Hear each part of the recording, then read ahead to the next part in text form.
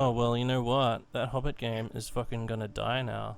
Just like 30k is dying, because anything that's not on the 8th edition fucking rule set apparently is dead or dying, according to this fucking Scavvy Steve Turner guy online, who's written this cool op-ed. What is it? Is it called an op-ed? I don't know if that's the right term, but yes, that is what they call it. he's written an op-ed on fucking popular clickbait bullshit site Bell of Lost Souls, one of the fucking shithouse clickbait sites that I almost never go to, except for when somebody links it to IFRS site because somebody's fucking put their foot right down their own throat. But this guy, Black Blowfly, aka Scabby Steve, apparently he's written this thing just saying like 30k is dying. Like, is it? Are there any? What's the cliff notes on what he said? It's like, you can find it probably if you're listening to this, you've already read it and just gone like, who the fuck is this dude? For fuck's sake. But yeah, he basically, the gist of it is that like, the fact that it hasn't moved to 8th ed means that Forge World's just basically like, yeah, let's just let the heresy die. Like, you know, like, what's the point in selling models for this anymore now that it's not on a different rule set? Like, everyone's fleeing the game or something like that. So we've got some like a whole bunch of sort of material to go through where, you know, obviously Sans having like fucking sales figures from Forge World and what sells what and what sells here and there. Like, I mean, you could probably go onto the heresy trading thing and see how much fucking activity is in there, going on in there, or any of the, there's a whole bunch of Facebook trading groups and stuff like that where, you know, maybe you bought, like everyone does this, you go and buy a third of an army because you're all like jazzed up, maybe you've had a few drinks, maybe you've sucked down some bulbs, whatever. And you're just like, fuck yeah, I'm gonna buy a fucking Raven Guard army, and then you buy a third of an army, and then you're like, oh no, what I need to do, that was foolish, I need to sell this, and use that money to finish off this army. You know, like pretty much everyone does that, right? Like I've definitely got a bunch of shit here, I've definitely sold shit online. You can, and if you go onto those trading sites, there's so much activity going on in there. If you go into eBay, it's just fucking endless shit, you know. If you can pretty much. Well, that's because everyone's selling it to quit the hobby, mate. Oh, okay, so that must be what it is. Everyone's selling it to quit the hobby. Yeah. Are you familiar? They're just selling it to recyclers or something. Who are they selling it to? Recyclers who don't mind paying top dollar for some fucking resin to just get it out of the fucking garbage stream. Like, what the fuck? What does this guy think? I always feel like we're viewing this kind of in the vacuum. Well, just as an example, my business is practically 90% based on Forge World, and a good majority of that, say 90% again, I don't know exact figures, but it's around that, is based again on Horus Heresy sales. And over the past year, I haven't noticed a decrease in the amount of commission taken on. If anything, 1,000 Suns has been a particularly profitable line. A lot of people want to get infantry painted up. No other arm I've painted up has the amount of infantry that I have painted up for 1,000 Suns. That has proved to be one hell of a hit with people. So from my perspective, from my small vacuum, I haven't noticed any drop off in the heresy. Now with but they're painting that for 8th, right? yeah, of course. No, he's just painting endless Sekhmet Terminators, right? It's just 100% Sekhmet. Well, you only need like 30 for an army, so it's great. It's mainly infantry, all Betrayal of Calf box sets, all plastic. Yeah. For them, and Magnuses. I've painted, I think, 6 Magnusi at this, which is, I mean, it's fluffy. It's in universe because he breaks up into shards, different consciousnesses and all that, and they are to different people. Well, that's why I generally in the army, because, you know, it's fluffy. Demon Magnus fluffy, and yeah, resin Magnus and plastic Magnus. Yeah, it's bullshit if you don't have 2 Magnus in each army. That's the well, I've got to figure out a way to get the 3rd Magnus in there, the old model that's like the size of a blue horror. Yeah. So, you know, fingers crossed, I'll get him in there, and then I can finally have my 3 Magnus list that I've always wanted. And finally, I'll be a real man. Yeah, you'll be finally playing the narrative then, finally. So from my small perspective, my vacuum, Heresy has off whatsoever. I think with the success of 40k, it's very easy to be, well, it's nice to be swept up with enthusiasm. With 8th, everybody in my local area was excited with the rules out. It gave you the opportunity to brush off your old models, give things a new try, and just see how everything balanced out against one another. Now, I don't think that's indicative, or I wouldn't read into that as being a nail in the coffin of heresy. I don't think people ever stopped playing heresy, or they didn't want to stop playing heresy. They didn't want to sell their armies. They just wanted to try something new because it was the new newness. They had old models. They just wanted to give it a try. Why not? I mean, it's nice being enthusiastic in a group about something new. But with the release of the Horus Heresy book, which I've just got this morning, I've got the quick reference sheets. And Macca, you can be really pleased to hear about this, but it comes with 2 reference sheets. So you can have one for yourself and give one to your opponent, which is a really, really nice touch. I think spark up a lot of enthusiasm for 7th edition Horus Heresy games again. And I think for a long time after 8th, there wasn't really a clear direction where the game was headed. So people were left in a bit of a limbo. There's this divide that, are we staying with 7th? And that unsurety maybe bred a bit of discontent in the community. But now we have a clear path. We have a book direction. It's staying with 7th. Brilliant. We can consolidate, get behind that. Yeah. And like one of the things to do with that as well is like people are very quick to fucking forget like the actual situation on the ground at the time, which was that, you know, like this year has been a bit of like a horror year for the heresy. Like the book 7 coming out was basically just like, with all those fucking crazy units, just blew people's minds. Like people went fucking apeshit over that for fucking ages. It was like 2 months of just non-stop fucking horse shit, you know, online. There was after that we had like the fact that the whole scare with is it changing to 8th? Is it not? What the fuck's happening? Oh my god! While that was happening, obviously like there was the whole errata Factgate thing, you know, like with the cakes and shit. Like surely you respond to fucking cakes. Like you're talking about thousands of people who fucking have heard this whole story now, and they just think that your company is a bunch of fucking dickheads. You know, like that's surely you would try and do something to fucking like do they have so many customers that they don't care about like 2,500 people or 2,500 to 3,000 people that know that story, like, and have downloaded fucking podcasts, like multiple podcasts, and heard it like from like a whole bunch of people. You know, if I was running a company, they sent the wrong things. Yeah, They should have sent tea. Yeah, we Brits, we don't do cupcakes. Don't do fucking cakes. Yeah, send tea.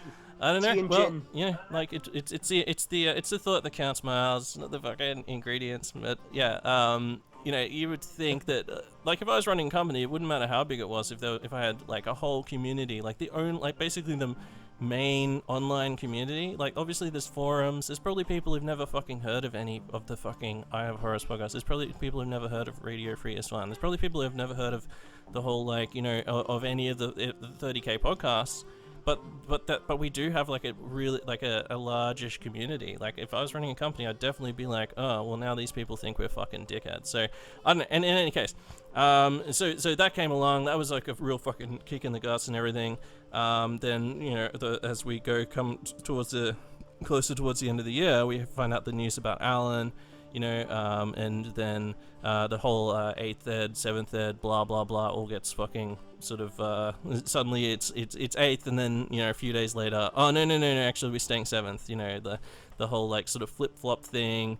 It's been tough, and the fact that 8th ed then came along. So what happened is we had a pretty decent community. Like Michael and I have been fucking podcasting since the start, like almost since the start. We've been playing in events since the very first event, like which, as far as I can trace, the first event anywhere in the world for 30k, right? So, you know, we've been in on the ground floor. Like I've paid a lot of attention to it, to what's going on, who's doing what's going on, tried to get as many people on to talk about running events, blah blah blah. Tried to build the community, or you know, like I can't fucking build it myself, but I can try and inspire other people to do it. I can try and give people the information on how to fucking, or what to do, how to do it, what I would do in that situation. You know, like obviously information's knowledge is power. So I've been paying lots of attention to what's going on. Basically what happened is when Games Workshop did what they always do, which is fucking just white ant their own version of the rules.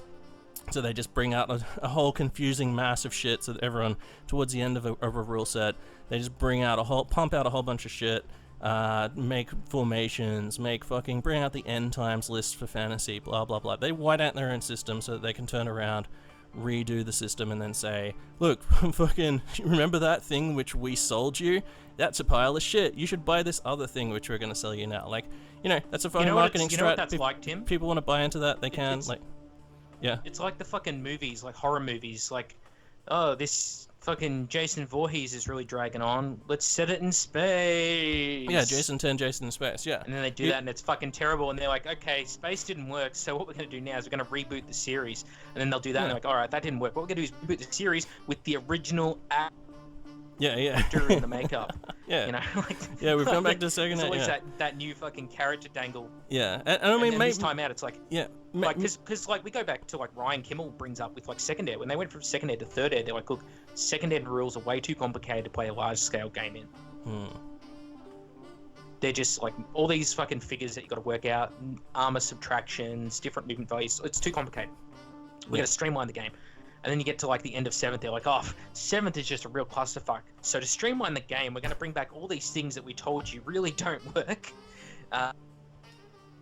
in large scale games. And then people just gobble it right up. They just lap that shit up. Yeah, we'll just play smaller games then. Yeah, exactly. Yeah, so in any case, they do that. Maybe they don't even fucking mean to do it. Maybe it's not a strat, but they always fucking do it. Like, they've as far as I've been paying attention, they've always done it. So they did what they always did, which is... to brilliance what you can attribute to stupidity. Yeah, yeah. So they white out their own system. So a lot of people were pissed off with 40k. So then those people, probably 2 years into the heresy, or maybe a year and a half, around when the Calth box came out too, the fact that the Calth box came out, also drew a lot of people in because they could finally buy plastics. There was more legions out too. I mean, like all the legions aren't even done now. Like there was only half the legions for the first couple of years. So that drew a lot of people in who were pissed off at 40k. Obviously, they cut fantasy's throat. They fucking just like destroyed the old world forever in their eyes. And then they basically, drew a lot of people from 40k away into Age of Sigmar as well. Failed, Tim? What's that? You know why Fantasy failed? Oh, why's that? Because it wasn't 8th edition. Oh yeah, it's probably true. Well, it was 8th edition though. It's just the wrong 8th edition. Wrong 8. Yeah. So what happened then, obviously, is once they fucking fixed 40k and or at least made a game that people those original people now have decided that they want to play. Those people who were playing 30k and were very active in the 30k scene have gone back to playing 40k. And, that's probably what you're seeing is there's less people because a lot of the 40k players have gone back.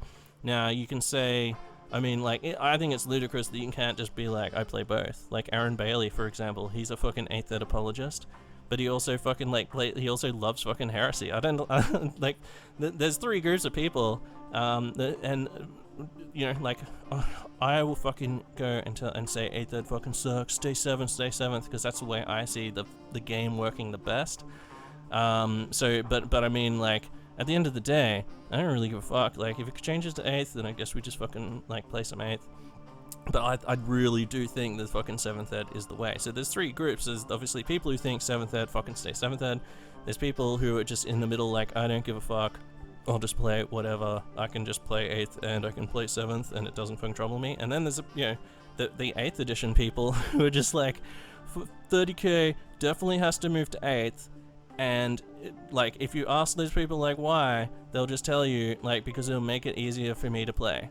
And I'm like, well, it's easier for me to play 7th, so we're at a deadlock straight away. And then you have nothing else to fucking show for the rest of your argument. See, one of those things that shit me from that Bowles post. Like, I'm not going to have a go at the guy as a personal dig. Who? Scabby Steve? Early, like, in Scabby pretty much, Steve the racist. The first... in pretty much the first paragraph, he's like, there's a host of reasons why. But he never gave any reasons. Like, a host of reasons to change systems, why? Like, that's perfect with that argument. But generally, you follow that up with something. Like, a reason. And the he was like, there's been no plastic kits produced for the heresy in the last year. That's like, nor should there be. That's not Forge World's thing. Because all like, Forge World hasn't got us any plastic kits this year. It's Forge World doesn't make the plastic kits. Like, Forge World does books and resin. Yeah, And yeah. maybe a few painting products. Yeah. So, I mean, if what the heresy... fuck- Where the fuck are you going with this? Yeah, so we were already strong in the heresy scene before we had, like, that huge influx. And everyone remembers the influx because, like, there was sort of, like... There was definitely fucking awesome dudes that came in, fucking, like, did fucking cool armies. They got the whole idea of the whole thing right. But there was also just some fucking whack faggots that came in and took the best shit and just fucking, rocked up to narrative events and just cleaned house. Like, all the veteran players, if you talk to veteran players, they'll just say, okay, cool, a dude was a total whack faggot, like, everyone knows that dude's a whack faggot. But it's sort of like there's definitely players who take, like, the rules and the game a lot more seriously. Like, if you play a game against, like, a vet player, they're just gonna fucking, most of the time you're gonna go, oh, let's just 4+ it, man, like, fucking whatever.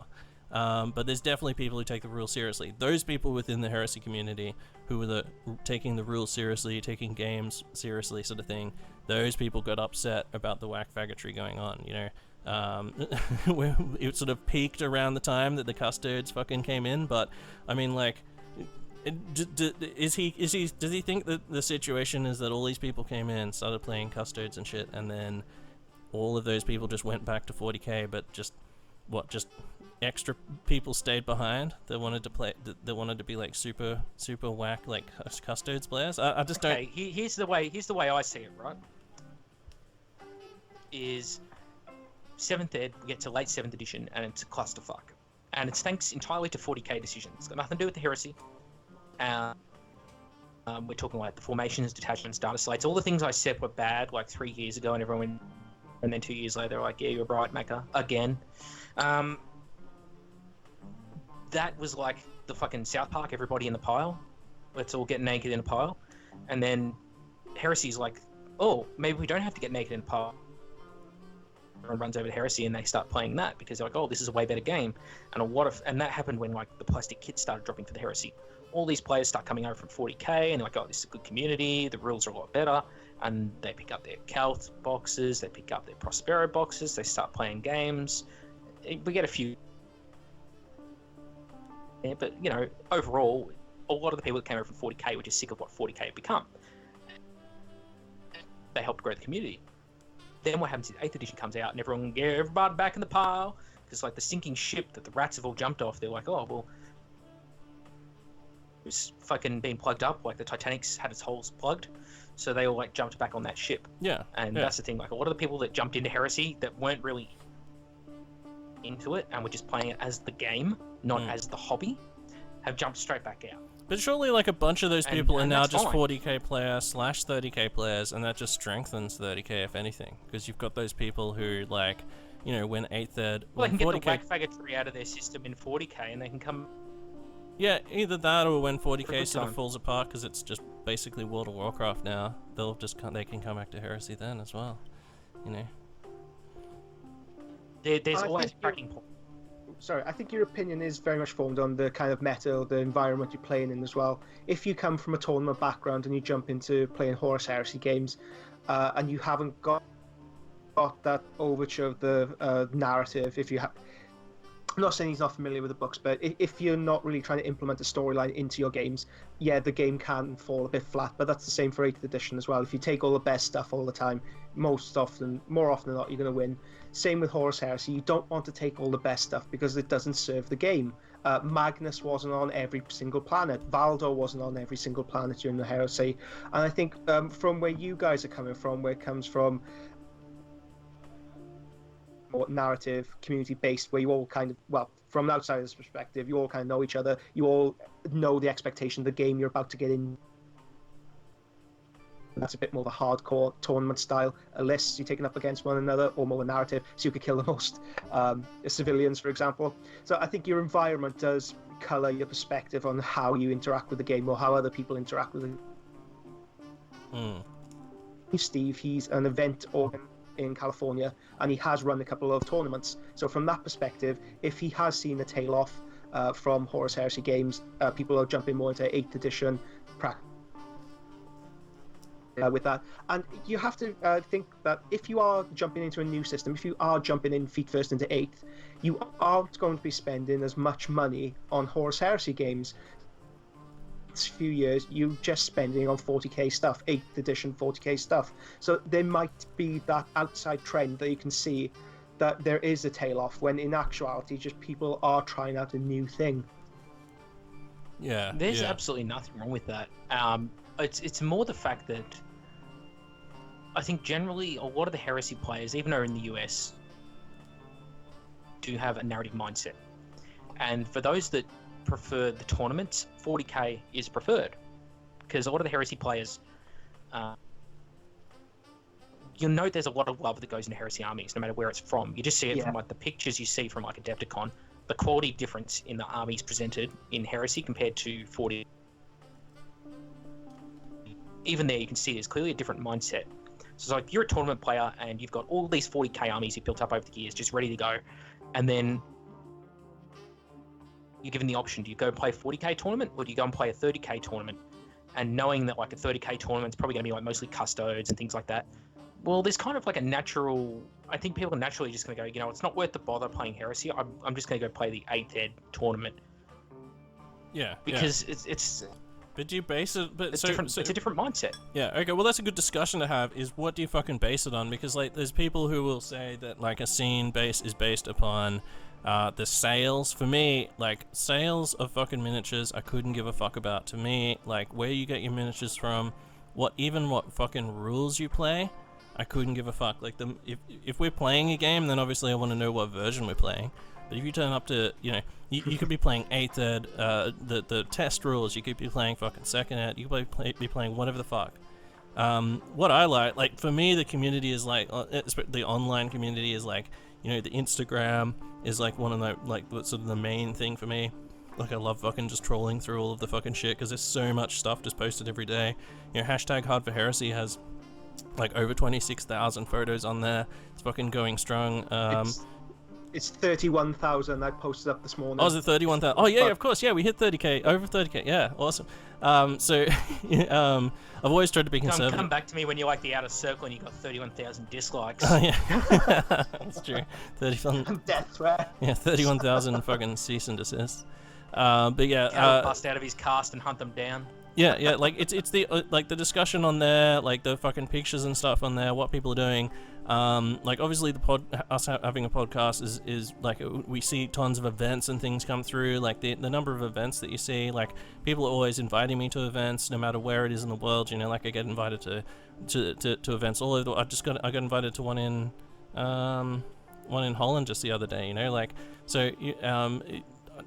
For me, the community is like all the people who not only playing games, but they get online and fucking talk about it and shit like that. So, you know, I would have thought that the community was pretty strong. I couldn't see it fucking, you know, like it like retracting, that's for sure. Like, we still have more people joining our group, IFRS Podcast group on Facebook. We still have more people adding our main Facebook page. We don't push our main Facebook page ever, but we still have people adding us every week, you know. So there's the Reddit group. When I first started Heresy, I'd post I started posting Imgur galleries on my games, where I'd take photos and then put a little bit of backstory and that sort of shit, and I'd post those on Warhammer 40,000 and the Warhammer subreddits.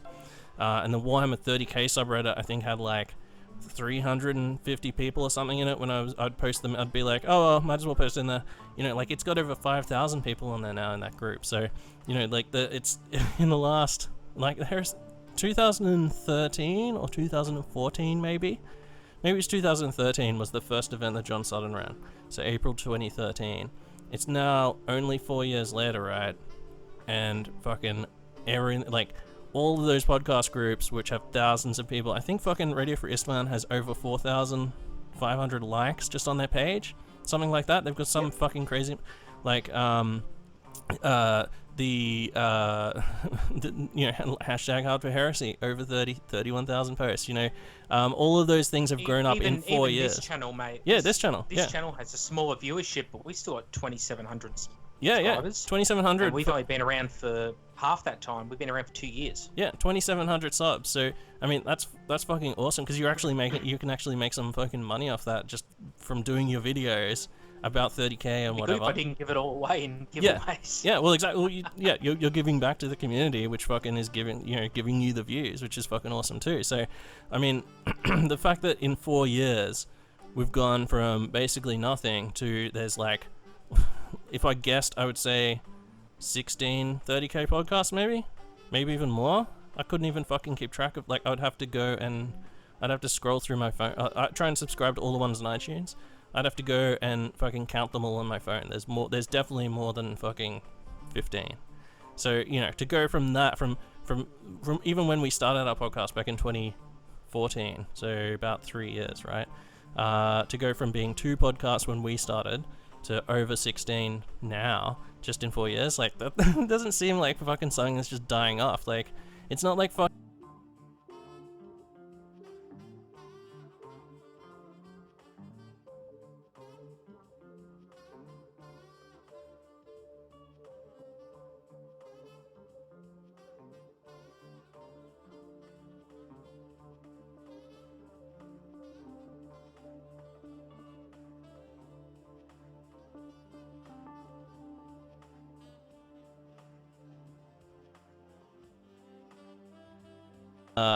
like the heresy isn't like, I'm trying to think of a fat. It's not like, slap bands. Remember those slap band things you'd slap on your wrist? Yeah. Or like, fucking, remember those things that was like a ball? Such a weird...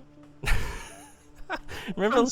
Why was that the first thing that come to mind? Fucks me, dude. Is it like Pogs? Like, Goblins? like Pogs.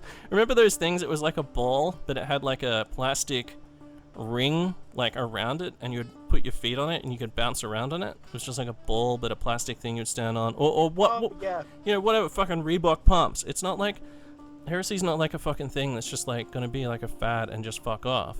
Like they haven't even told the whole fucking story of the heresy. It's a major thing in 40k. Thousands and thousands of people fucking read those books. They would probably sell, like, the number of people who read the fucking book series probably, do you think it eclipses the number of people who play 30k? I would think so. I think for new people, it does. For new people being introduced into the hobby, the amount of people I've talked to who their first exposure to this hobby has been through Horus Rising is incredible. So as an introduction to the world, yeah.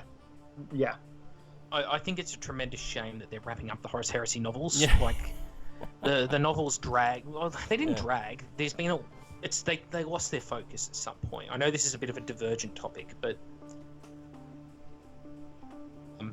far be it for me to not have a whinge, but with the novels, they start doing a lot of like compilations and a lot of just short stories all put together into one book. The focus got taken off. Like, some legions haven't had a proper book yet. Like White Scars didn't get theirs till like a year ago or maybe 2 years ago, and the Heresy series started like 2009 or something ridiculous like that. Yeah. And 2007 maybe. Like, and then all of a sudden they're just like, and they're just sort of wrapping up the Crusade and that kind of thing, and like what the Ultramarines and the Blood Angels and Dark Angels have been up to just sort of got wrapped up a few months back, and then they're like, okay, let's go to Terra. It's like, whoa, you just like have like what took, let's say we're halfway through the Heresy, maybe 3/4 of the way through in novels, and it's taken like 10 years. And then all of a sudden you're like, okay, now we want to like do another 30% of storytelling in the next year. That's Yeah, it's a really weird pace, and even though we've waited 10, it feels like it's getting rushed towards the end from an outsider's perspective. Yeah, and I think that is I got Why the the fuck is conspiracy that? theory. Why do you think it I love is? the conspiracy. Yeah. They want to make the writers start writing 40k novels. That's my theory. Well, they've got the Primaris out because you watch. I've said it before. People who are attracted to shiny shit, i.e., new armies. I see it every single release I've ever seen the whole time I've been in the hobby since like the fucking early 90s. People release models, like Games Workshop releases models, people go out and buy them out of hype. They then get buyer's regret and sell it off without completing it, or the next range comes along and they buy that instead. Primaris Marines and like with Nurgle that's going on at the moment, same shit. The minute that hype culture dies down, that's going to be problematic for Games Workshop, because all that money they've been raking in, if they don't keep releases up and keep the hype up, and how good is this? How cool are our new models? If that suddenly stops, the cash flow is going to stop at the same time, because this community is very hype driven. Yeah, It it doesn't. needs intellectual property as well behind. Yeah, it doesn't help as well. Oh, Like, definitely. think about think about like that. So they make tons of money off licensing these computer games as well, right? But if you think about all the games they've made, there's only a handful of really good games, but they fucking churn out so much. Like that Betrayal at Calth thing. Like, have you seen that? Like, gee, shit, man. The like, VR. Yeah, the VR thing. Like the VR idea is fucking cool, and like the fact that they're basing it on Calth is kind of cool as well. But like, fuck, like, no, I mean it shows potential, but the problem is there's a lot of non-canon stuff, and they're letting a lot of developers have a go at it who just can't make good games, and there's only a finite amount of video games you can put out before people start to associate your brand name with shit. Yeah, is VR the future of gaming? That's a like, major problem. is it? It's obviously No. the future of porn, but surely is VR the future of gaming? I don't know. I'm always suspicious when like the whole 3D thing. No, not with our current technology. If they can make like fucking 360-degree treadmills that allow you to do everything at home. But do you think people want to do that? One of the things maybe. about Xbox But at the moment, it that I just like seems to make most people sick. The thing about Xbox that I like the most is I can just lie on the couch and fucking drink some fucking drinks and fucking just lie on my couch and play. Whereas like, even with PC, I have to come in here, I have to fucking. You can't do that with VR. Yeah, that's the thing. That's what I'm saying. Like, who the fuck wants to be like running around on a treadmill and shit? Like, Well, the thing is like VR. It's not very accessible either. Like, I think the VR has its place with like your Call of Duties, your shooter games. That in the future will be a market for them. For people who play like something, no, it's Mario Kart will become like people with like 3D hands, Iron Man style, sitting on their couch. That's what that'll become. You know, where like there's a motion sensor built into the TV, and they finally perfect that technology, and people will just be waving their hands around. The game will be doing everything for them, or voice commands. That the problem with VR is that you've got to strap this big, heavy fucking thing to your head, and 3/4 people that use it end up throwing up. So that's kind of a design flaw when you make your audience throw Yeah, a bit of throw a. up. Yeah, but well, the thing is, in any case, I like think you would think that they would be dragging people in with these computer games, right? Because the computer game's going to get sold more around, and you know, there's a lot more ads. Like, when's the last time you saw an ad for Games Workshop on a social media site or on the web, right? For like buy 40k, buy this fucking $500 fucking set of 40k. You know, like you never see that shit. But computer games, the 40k franchise is out there, but that's an interesting thing. like the fantasy one, right? Think about Total you War. bring up ads for 40k, Tim. Yes. You bring up ads for 40k, right? Or what are the Duncan in them, for example, right? I'm not picking on Duncan here, but he is a very much you're in the know with him. Yeah, careful. He's a beloved figure. You're in on the yeah. meme, right? But like when they advertise and they do like their weekly blog updates or whatever, and they do their videos like the 12 noble days of Christmas or whatever the fuck they're doing at the moment, and he's there, you're in the know if you're in the hobby.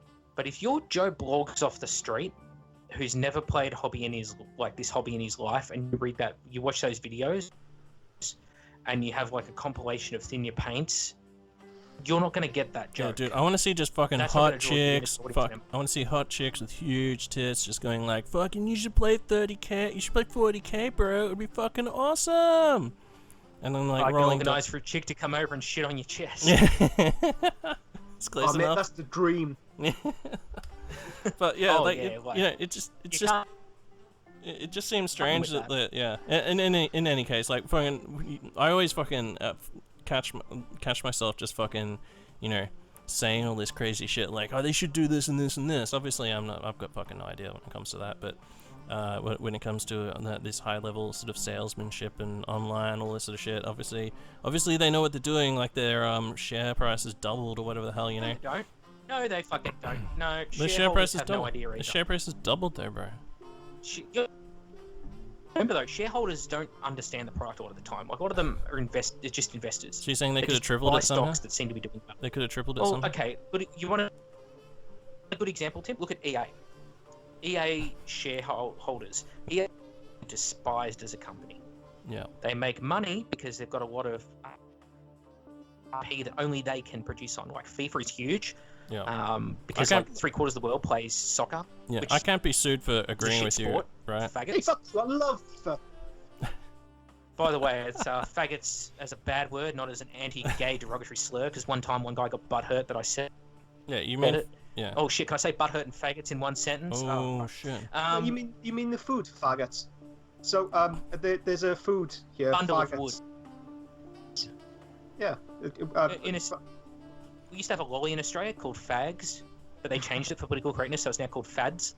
But Yeah. they're called fags. They look like cigarettes. They also used to be cigarettes, and now they don't look like and cigarettes. slang for a cigarette in Australia. is fag. That's gonna be the craziest fucking candy ever because it was called fags. They not only had to change the fucking name from fags to something else, they also had to change the fact that they were selling cigarette candy to something else. Like, why not just take the product off the shelves? You would think they'd take it off at fags, but they waited for people to go, hey, wait a second, let's have another look at this candy. Wait, the cigarettes that you're selling? And it had a picture of, literally had little kids smoking cigarettes on. Programming kids. Yeah, it had little kids smoking that doesn't cigarettes matter, on as the fucking on the packet. Like, it's pretty fucking crazy. Yeah. Kids are smoking at 12 anyway, Yeah, so it doesn't really matter. Macca, I can't believe you made that huge faux pas But, like- about mentioning fucking soccer games in front of somebody from the UK. Like, oh, sorry, not whatever they call it. No, it's not a faux pas. I don't give a fuck about the British. Wait, that's bullshit. We had to Soccer fight all their fucking wars for them. is the expression of the soul. I love soccer. Oh no, someone was walking 30 meters away. I'm gonna fall down and pretend my ankles hurt. You gotta do what you gotta do to win the game. And then you come to Australia and like, because like America has like gridiron and they all wear like body armor and helmets. Yeah. And then like we play like rugby and AFL. Yeah. It's like, Yeah. well, I mean the Pomps play rugby as well, but it's like, yeah, there's no fucking body armor. We play men's sports, and it's not an Australian sporting event until you play it on rock hard, sun-baked fucking ground. Yeah. And then lost most of for the fucking ball, and then like soccer. I'm sorry, it's just We don't partake in such rough. no, definitely not. That's for the continentals. I say there, Reginald. Yeah, they do like water polo there. That's pretty savage, but yeah. I say, Reginald. Those Yeah. damn colonists are at it again. But nah, What the fuck are we talking about? We're talking about whether 30k was it's done. like they has all Oh, these fucking EA. right? So like they're the only cunts that can make like NFL games. They're the only cunts that can make soccer games, right? They're the only people that can make Star Wars games. So they get like all this money because people are like, oh, they're making a Star Wars game that's gonna sell bonkers, Yeah. and then it fucking doesn't. Yeah. And then the shareholders realize that like EA just like tanked loot boxes for the whole industry just about because of like their latest fuck up. And then Yeah, they plus like they're being wipe sued, like $1 billion yeah. of this. No, Yeah. it's the same fucking deal with Games Workshop. Like, Games Workshop is failing up because the fans of Games Workshop are so fucking forgiving. Like with video games, it's very easy to take an old video game, put it back in like your Xbox or your computer, and go back and play it. With this game, you need to find someone else who has the passion to play it. If you didn't have Michael to play Second Ed with you, how would you be playing Second Ed? You can't really do it on your own, can you? No. So, no. like, there's a built-in lifetime for Games Workshop products. And Games Workshop knows this, and they do a lot of shady shit, cutting down the models in boxes and selling them at the same price and stuff like that, which been before. And the shareholders don't take any of that. They take into account is as long as Games Workshop is making money, and as long as they're making money, that shareholders' profit just keeps going up. It's like, well, if it's profitable, it's got to be worth buying, and if it's worth buying, well, you know, we should charge more for it.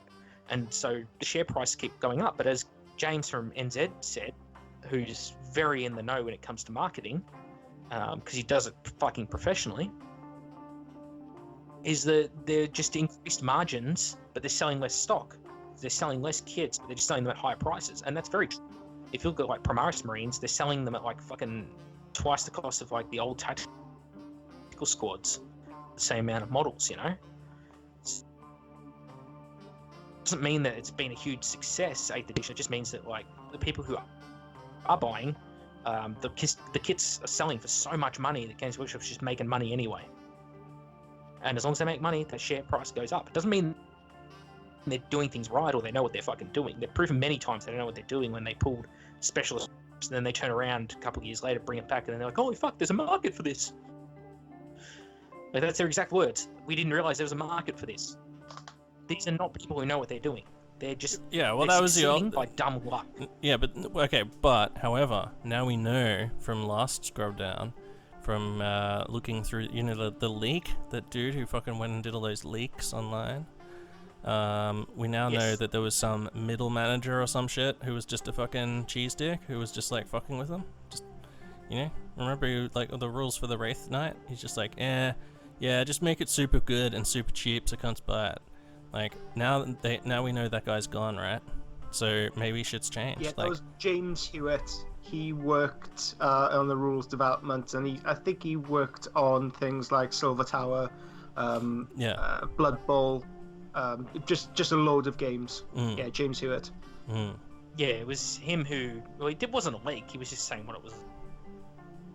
Yeah, and this is the dude on a who was, Reddit thread. Yeah, he's the guy who was friends with Alan, right? And like sat next to him at work and that sort of thing. So,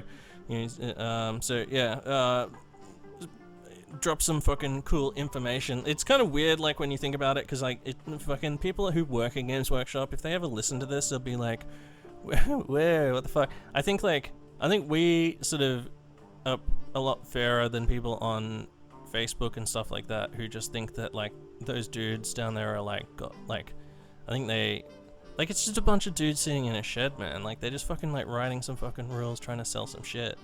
I think that's a lot fairer than some of the just crazy ideas that people come up with online. They're not malicious or anything like that. No, I don't think that's a big thing. Like this channel points out the negatives. I freely fucking admit that. A lot of people call us on, oh, you guys are always negative. Yes, we are, but that's because 90% of channels you go and find out there, you 2,700 Google Warhammer. 2,700 subs, yo. Yeah, you just Google Warhammer, right? Like, or YouTube Warhammer videos. 90% of those will be positive videos, and even if they say negative, are they though? I don't think one-off video in like a series, and then they go back to positive things. Have you seen the coverage that they gave Necromunda on some of those channels though? Like, some of it's just like they have no like. I don't know. Yeah, they sent out a whole bunch of free copies of Necromunda to all these people, right? And like, I reckon half of them didn't even fucking read the rulebook. And then, not us, obviously.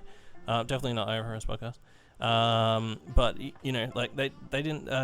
Half the people I don't think even read the fucking rules, or had even played a game, and just did a like an unboxing review. Like, what the fuck in the hell is the point of doing an unboxing review? Like, what the fuck is that? You gotta read the fucking goddamn rules and tell people the game's any fucking good. Like, tell people the game's like, plug or not. Play some fucking games. Like, the whole reason they send you a whole box is so you can get it out, play it, and then fucking review it. Don't just open the box and go, what do we got here? We got some sprues and a book and some cardboard and shit. Yeah, I'd fucking buy it. Like, what the fuck is that? So you see a lot of like, I don't know. I just feel like if you want to talk about something, and I mean, like, fucking, I just talked about Games Workshop like I fucking know anything about selling models internationally. But when it comes to gaming, like, fucking play the thing before reviewing it. That's all I've got to say on that matter. I don't know why I just went on that rant, but I'm sorry. Apologize to everyone. It was a good one. Yeah. Guys, I'm so sorry. I have to shoot off now. Thank you so much for having me on the show. It's been an absolute pleasure again to shoot the shit with you guys. Again, Macca, thank you so much for the show. Love whenever it uploads. It's the first thing on my YouTube that I listen to. And I Horus, always a pleasure dropping in on you guys. Thanks, to all the viewers, thank you so much for hosting me, and have a happy 2018. Thanks, Miles, and sorry for dragging you down into the cesspit with us. Oh, that's dirty every now and again. Yeah. I just send that chick to your place. Yeah. Brilliant. Thanks again, guys. Right, shoot off. Right, have a good one. I'll see you next year, guys. See you, Miles. See you, dude. Right. Yeah, so don't forget to check out at Lil Legend, so Lal Legend Studios on Instagram, and see Miles's fucking apeshit stuff on there. Like, Spencer and I are always talking about his fucking crazy Blood Angels Prey Tour and shit. Like, he's done a whole bunch of fucking crazy Blood Angels Prey Tours, and he's done some, like, that Leviathan, like we were talking about, is out of control. Sexual dynamite. Yeah, it's fucking mental. So fucking, it's like we've gone through a whole bunch of evidence, like telling talking them how to. Oh, you want to keep talking about that? All right. Yeah, no, sorry to say, like, we're negative about them, but not because we hate them. We're negative about them because we talk about the things we want to see changed. Yeah. On this channel, and we like things like the custodes. We go on about it because like it's just bullshit. You could call it fucking with the meta. I'd call it aggressive wish listing.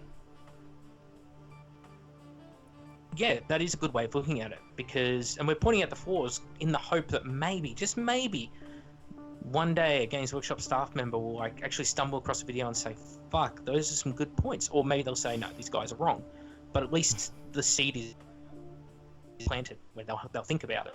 And like I always say, if I'm doing these videos correctly, I should have like an equal likes and dislikes video if I'm properly representing the community, because in theory the community will have a yes or no opinion about something. So on a lot of videos like the Primaris Marines, me saying like, hey, they shouldn't have come first, it should have been like a reaction to like Chaos having superior Marines, you know, maybe Fabius ones, that's got like a 50-50 like dislike ratio. Yeah, what's Fabius been doing? Like, okay, so underachiever half of the year. Think that's fine, half don't. That's perfectly fine. That's working as intended. And where I see videos where it's like massively likes are massively disproportionate to dislikes, where like I'm getting like 100 likes for like 2 dislikes. In fact, I average like 3 dislikes. There's always 3 people who, the minute I upload a video, go out of their way to dislike it. One of them is probably Cat, but there's at least 2 people that just come out of their way to dislike it every video, every single video. Shit people not. Now, when you've got disproportionate likes on a video, I think that sends a message to Games Workshop. So if I say something like Custodes are completely unbalanced, and I make a video, and then you go to that video and you see like, oh, you know, it's got 200 likes and 3 dislikes, that should be a fucking warning sign. Same as when Kimmel was on your show and you did that wish listing where you said, here's like our FAQ for the heresy. Well, that is the official IFRS. Unit by unit. Yeah, that's the official IFRS fucking thing now. So you can play the IFRS way, or you can play the confusing way where you don't know the answer to any of those questions and you just have to 4+ them all. Yeah, if that was put into a video, like on, say, our channel, that's one of those things where it should be like the like-dislike ratio would probably be, again, heavily in its favour. So those are the sort of things that Games Workshop should be taking on board. I don't want to tell them... when I talk about their business model and how I think they fail upwards, it's not me telling them how to run their fucking business. It's just me saying, I think their business is successful in spite of their own stupidity at times. You know, I'm not saying I could do it better. I'm just saying, you know, maybe. And there's nothing worse than the people who say, well, if you think you could do it better, great. I'll go back to the 1970s where I've got 0 fucking competition and I can use this whole world of IP and trade mark the fuck out of it before anyone else comes along, get all these great artists and visionaries in to help me out. Put me on an equal footing with Games Workshop, yeah, I'll deliver you a fucking great company. But you can't, I think it's just the most horrible fucking argument to turn around to people today and say, well, you're not entitled to an opinion about that business. It's like saying, you know, EA, oh, you're not entitled to think that loot boxes are fucking you over, or that the way they handle Battlefront 2 is shit, because you're not EA. It's like... Yeah. You know, they only sold... more than entitled to have a fucking opinion. You know, they sold like a super low amount. Like, I think Macca was saying something like there was 4 million people playing the World War II Call of Duty. And usually Battlefield was like right up there, but the Battlefield 2 only has like 800,000 people playing it. For the battle, whatever the fuck it's called, the Star Wars one. It's only 800,000 people. Yeah, they shit people. the bed. Yeah, dude, I want to play it. Like, I want to play the shit the bed. I want to play the deathmatch fucking Starship game battles that you can play, but fucking I'm just not buying it out of solidarity with my brothers on Reddit. Yep. Yeah, I can understand that. I'll probably buy it when it's... So, you know, it's already half price as well. Like, it's already like look, $40. I still got original Battlefront 2, so yeah. I'm set. Got off good old games for the win. I had a disc copy, but I lost the serial for it. I couldn't be fucked like generating a serial. So yeah. But yeah, it's a thing, man. And like with this whole thing that's gone down with like Battle of Lost Souls, like, oh, Heresy's dead. a lot of it neglects the fact Yeah. that like we've now got a heresy fucking rulebook and it's sold bonanza. Yeah, Like, why do you think completely he said fucking that? sold out pretty much. Why do you think he said that like 2 days after, or whenever the fuck it was? What was it, Boxing Day, that you could buy the book? So he's just said Yeah, it like, something like that. it's just a few days after Boxing Day. It's really weird. Like, this article is so fucking strange. Like, it's just like apparently a few hours later they dropped another article about like, hey, 30k is awesome. You want to get into 30k? This is what you should do. So like, you know, I think it's just this fucking guy. He's just a maniac or something. That's just bowls generating ads. You see, with us, people know what they're getting. They come to this channel, they get negativity. They're getting salt. People go to They're going Belvoir deep Souls, into a salt mine. and Belvoir Souls wants all the ad money. Yeah. So they will put out an article to cover every single topic, both for and against. Because the people who are like, the best way to get in Horus Heresy, like, oh, fuck that. And there'll be other people like, fuck yeah. And then there'll be like the obverse of that. The best way to shit on Horus Heresy players, oh, fuck yeah. Do people who and post that's in it, where they get ad revenue. do people who post in it get money? Do you know? I assume the people who do the editorials do, like Larry Valor, obviously, they're like running the fucking show. Oh shit! I want to write some. I want to yeah, write I some don't know. fucking. If I can write some, can I write some balls? Do you reckon? I want to write some balls. I don't know. The thing wanna is, write it's some very clickbait. fucking clickbaity because they'll take an article,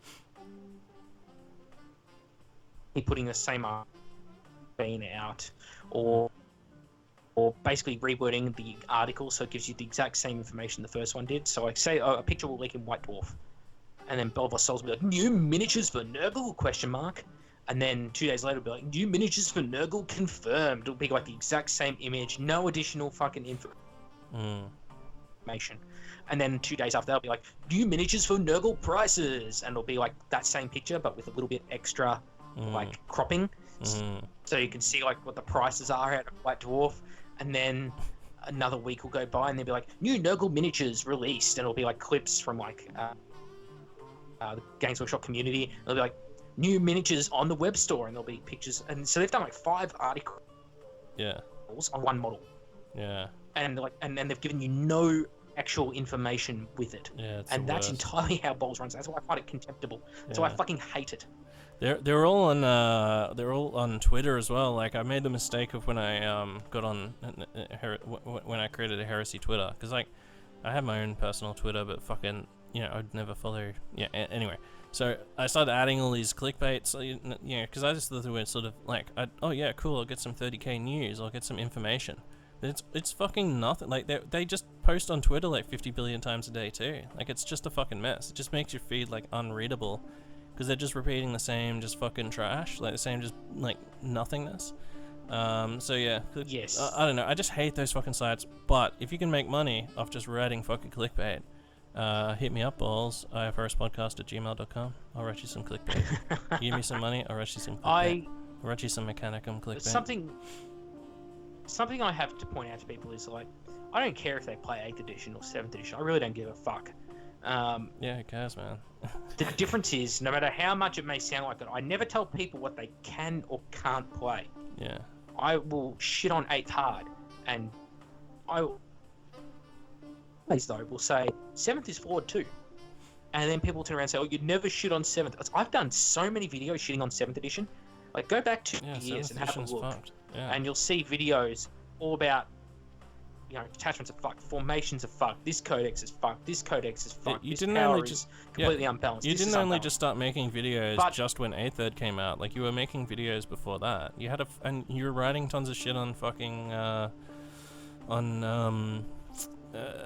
Galaxy in Flames as well. Like, you were writing tons of shit in there even before doing the YouTube. So like, just I don't know. I've been prolific for probably 4 years Yeah, easily. Yeah.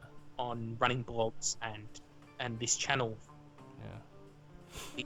And the thing is, like, we're always trying to provide that counterbalance, the counter dicks and shit on things for the sake of shitting on them. We're trying to say, like, you know, let's slow the fucking hype train down, because that's one of the big things Kat and I dislike, is the hype train.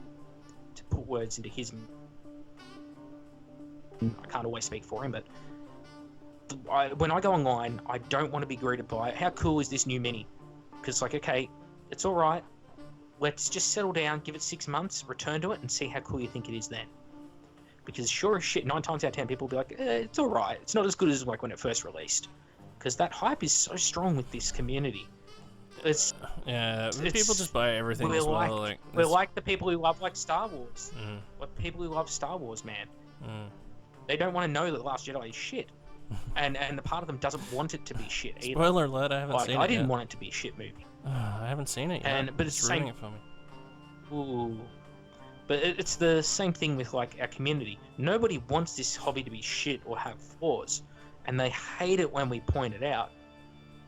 But if someone's got to point it out, and that's what people come to this channel for. They come to us for, in my opinion, the blunt truth about something. Okay, yeah. And well, that's what those like Hobbit, Lord of the Rings. Yeah, but think about this, right? It's a minority of people. Like, obviously, I think most people feel the same way that we do. I think there's a minority of people who are just like, yeah, I couldn't give a fuck. And then there's an even smaller minority of just dickheads who are like, nah, fucking 30k should definitely go to 8th. Like, just so it's easier, it should be the same rule set. But, like, it's different fucking games. Like, it's extremely rare to see a 30k like competitive event where you just there's no sides. It's just fucking like Swiss pair, whatever, like the old fantasy days. So it's very rare to find something like that, right? You're most likely to find just the narrative, loaded dice tried competitive and nobody went. Yeah, no, of course no one fucking went. It's like the most garbage idea ever. But so tell us what you really think. Well, it is. That's what I told Hollis. Like Andrew Hollis was like, "Do you know anyone in Brisbane who'd want to run some competitive 30k?" And I was like, "No," and it sounds like pure shit. Like fucking why? Like, and it's not for the reason that I think competitive gaming is fucked, because I love competitive fucking fantasy. I'll play like competitive fantasy all fucking day. But it's the fact that 30k isn't fucking balanced. Like you to play 30k. You have to buy into the fact that some Mechanicum builds are point for point just just way better than yours. They've probably got like an extra 700 points of shit on the table with some builds, right? If you're gonna play competitive, there's 4 lists you're gonna look out for: Solar Auxilia, Thousand Suns, Mechanicum, Legio Custode. And even then, Emperor's Talons of the Emperor. Even then, right, it's going to be subsets of those factions. Okay, so bear that in mind. Your tournament, and this is what happens when you see competitive 30k. You see, like, you know, out of like 17 players or something, like 17 tables, sorry, like half of them are pretty much Custodes, 1000 Mechanicum, and it's like all the other forces, like 20 other different armies you can build in 30k, is the other half. And that's insane, that like just a couple of factions are so dominant. Yeah, but okay, so bear that in mind, and then the people who take those lists that you just mentioned are only going to be a quarter of the fucking people, right? And the other 3/4 are going to have just bring their normal fucking point level, like fucking 30k army of Marines or whatever the fuck. And they're going to get their shit stomped out of them. And that's how competitive things work when it isn't balanced. So to balance things, you need to fucking, like, someone would need to go through and readjust all the points. No one wants to do that. Like, no one ever wants to touch points. They'd have to have points associated with, like, Legion traits, for example. Yeah, exactly. But some Legion traits, like close combat-oriented Legion traits, like snipers or something, is never going to work. So why would they be paying points for it? You'd have to go on a unit-by-unit basis. And that's just retarded. So imagine just trying to balance the fucking legions, right, by changing points for them. Then imagine just trying to balance Space Marine units against each other. Then fucking throw in Mechanicum, then throw in Custodes, then throw in Auxilia, then throw in Militia, like, then throw in Black Shields, like, then throw in, like, the whole Shattered Legion thing. Like, can you imagine trying to fucking balance that? Good luck, motherfucker. If you want to run competitive 30k... And then trying to balance Shattered Legions using HQs. Yeah. And unlock Mechanicum units within the Marine Army. Yeah, so it'd be a pain in the fucking dick if you could just adjust the points. Imagine trying to do it with some sort of fucking complicated Swiss chess fucking what? What the fuck do we call it? It used to be called Swede Comp in fantasy. There was Swede Comp, there was ETC, there was all these different fucking comp things. No one wanted to just adjust points. which is the only way to fucking actually adjust a fucking balance in an army. They all just built this extra fucking thing over the top, which then just became like total fucking, that was where the Asperger's cunts got their fucking abacus out, and they figured out not only the best way to break comp, but also, like, obviously they're already breaking the points, and then they fucking break the comp as well. And that's where you get like the tier 2 fucking Asperger's peoples just like fucking fighting it out. That's why it's always the same fucking people. In any case, who the fuck wants to do that for 30k? I just want to fucking drink some fucking drinks and fucking high five my opponent and shit and be like, what up, dude? Let's fucking roll some dice. Oh, look, I scattered onto some other thing. Now these guys are getting all fucked up. Like, it's just like the way we used to do comp at ties tournaments was we got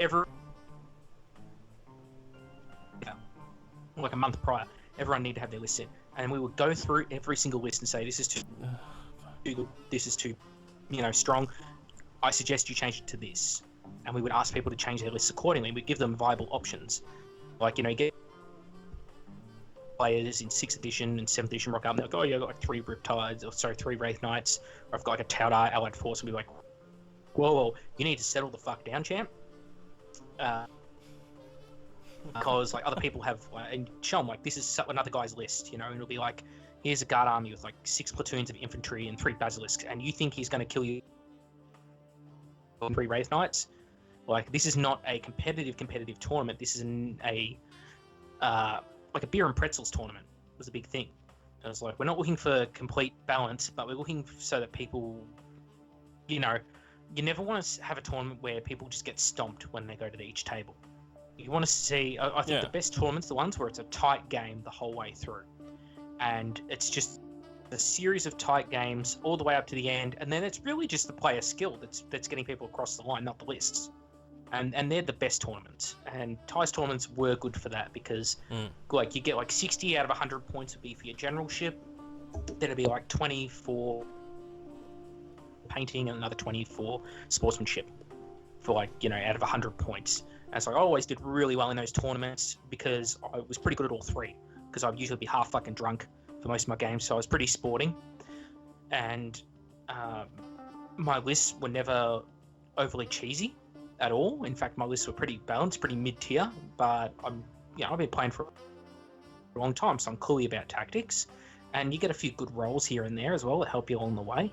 I won't lie, there's a few times that, seeing the initiative, for example, has just saved my bacon. And then you got the fact that I've always had a well-painted army.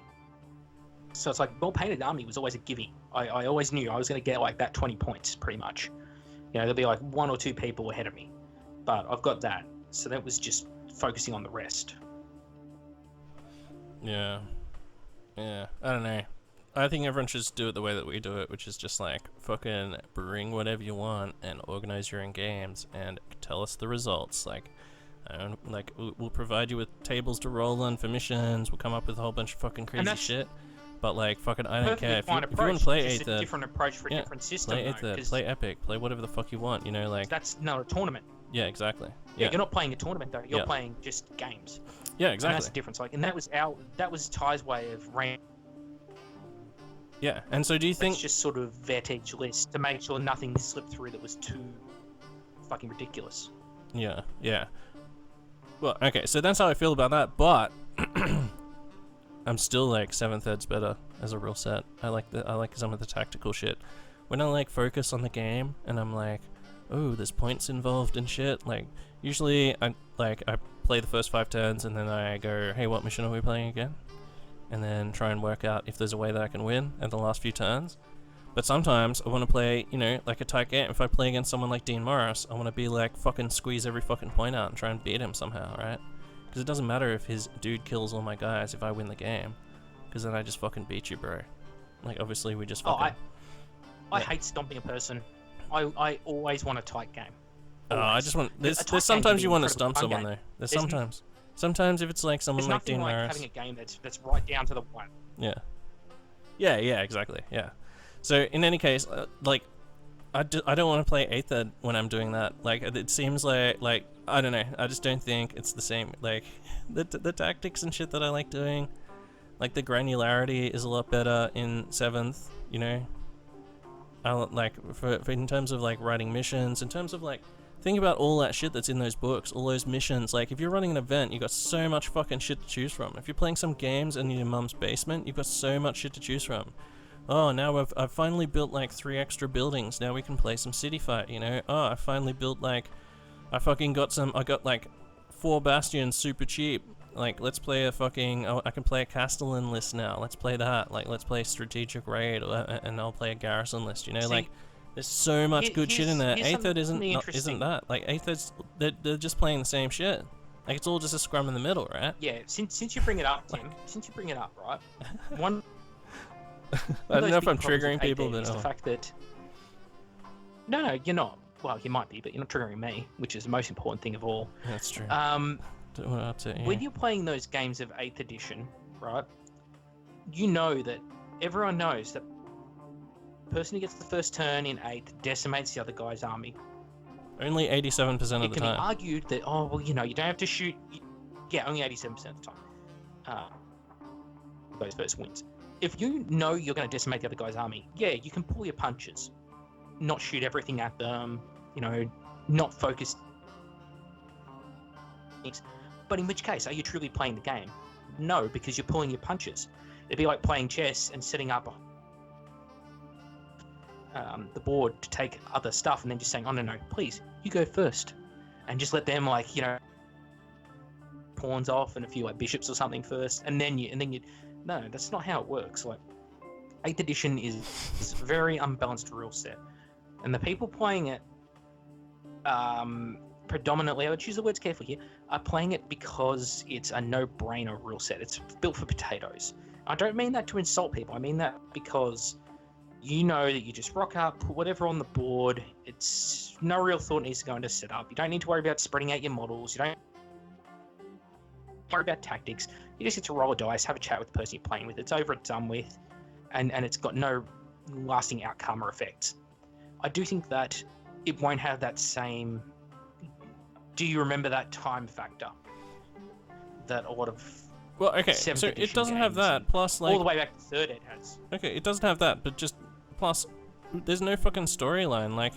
That's one thing that when because I used to play fantasy, like, you know, fantasy, the storyline is already pretty, like, you know, everyone's spread out, you know, there's no real fucking, like, you could totally make up some fucking crazy reason for all the, like, vampires to be fighting lizardmen in the Badlands, right? But you know, it's a competitive thing, you know, the background's fucking cool, and, you know, sometimes every now and then you get an awesome, like, fucking flavorful game, but it was, you know, when it comes to 40k, right, like, don't you want to have, like, background for your characters and shit, and, like, don't you want to have background for your characters and stuff, and play, like, some, like, it's a suspension of disbelief. We're fighting over this planet. That's the big problem. If you're talking about background, the suspension of disbelief in having a whole bunch of Primaris Marines in the inner circle of the Dark Angels makes no... But why can't they do that? Like, that's what people want. Like, that's what we did with 30k. Like, as a community, no fucking person said that when you run a 30k event, you have to. It's 2 sides, loyalist and traitor. No one fucking said that. It's set up like that in the book, but nowhere is it implied that you would do that. As a story perspective, how the fuck are there Primaris Marines in the inner circle of the Dark Angels? The Dark Angels wouldn't trust them. The Dark Angels barely trust themselves. That's why you got to work your way up through the fucking... Yeah. To become the fucking Grand Dragon of the Ku Klux Klan at the top there, you got to fucking earn your way there. So it's like only Azrael knows all the secrets, and even then, like, it's, you know, until you get, like, your first robe, you know, like, nothing. And it's like, hang on, what the fuck are Primaris Marines doing in there? Like, yeah. Because the Dark Angels would be like, he's fucking mistrusting of that. No, you can turn a Marine into a Primaris Marine. You've now got to... You can turn an already Marine into a Primaris. Talk about convenient. So that's what they're doing. They're just convenient. But that's what they're doing. That's their Fluff thing. They're just turning like a dude who's already in a circle into a Primaris. It's one of those great things of Fluff, Tim. Remember how it was like, oh, you need to take a young boy first and then induct them to become a Space Marine, because the body can't do it. At all, because they'll reject the organs and all sorts of things, right? Yes. And that's why you have, like, Core Ferron's model in 30k. He's like toughness 3. Well, he's a late inductee and he can't get all the shit put in him. And then you got, like, these Marines that they're already Marines, they're already fully grown. But hey, for some reason, we're just going to ignore the late induction thing, and we're just oh yeah, we sprinkle because calls. Maybe he's got like warp stone or something from fantasy, and it allows him to pull off bullshit. Yeah, one of the reasons the suspension of disbelief. Yeah, one of the reasons you have to use a boy is because like as their skeleton is growing bigger, like there's an organ that fucking supercharges it with like fucking what is it, ceramic or some shit like that, some ceramic shit. So or some fucking thing. It makes their skeleton like way bigger, obviously, and way more fucking stronger and stuff. And like then they grow the black carapace as well. So you definitely can't grow any. Like, why would they just grow bigger? Like they would have to inject something that makes you just like grow bigger. Like you're a young boy and you grow into a different man. And then you're stuck like that. Terribly thought out fluff.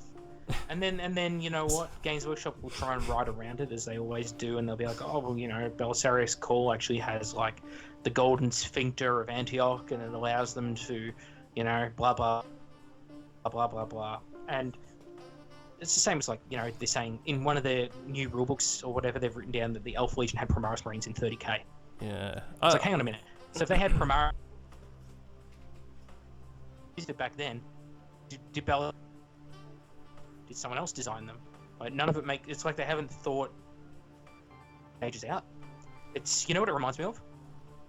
Do you know the dudes Alex Kurtzman and Robert Orsi, who did like the Star Trek and like Transformers or G.I. Joe, like all that kind of schlock. The way they write is like they want this cool scene, this cool scene, this cool scene.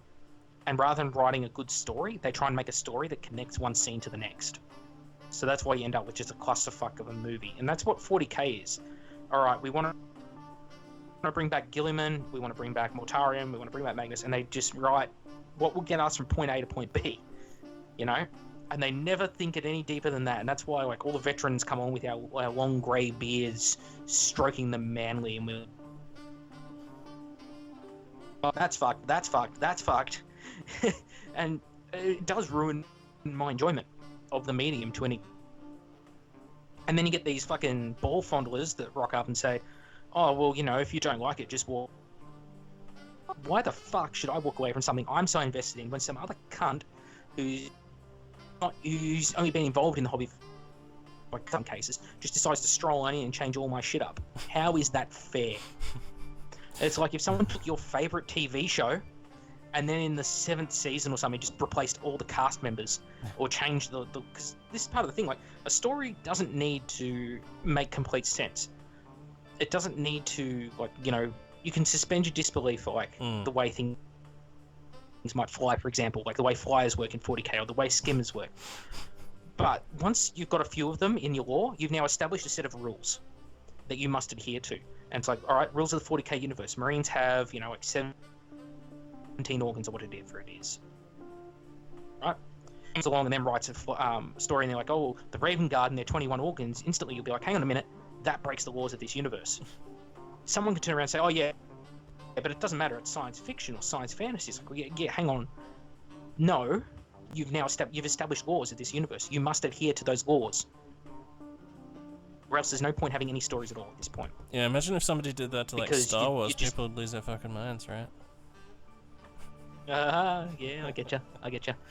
Yeah, but no, yeah, it's understood. But the thing is, but you're saying all this shit, right? And the problem is that then they say, "Oh, well, you're an adult. It's just toys and shit. Fucking grow up." Like, what do you say to that, though? In that case, it's like, well, it's a hobby. Yeah, there may be toys, but these are the same people that say, "Oh, golf's an expensive hobby, therefore Warhammer can be expensive." Yeah. It's a false equivalency, but if they want to say, oh, it's just toys, it's like every game you play as an adult is just that, a game. Football, basketball, racing car. Yeah. It's all just toys. You don't need it. You don't need it in your life. You're doing it entirely for enjoyment. So where do you draw the cutoff line? Oh, well, these but if I went and made these miniatures for, say, Weta Workshops, now they're miniatures from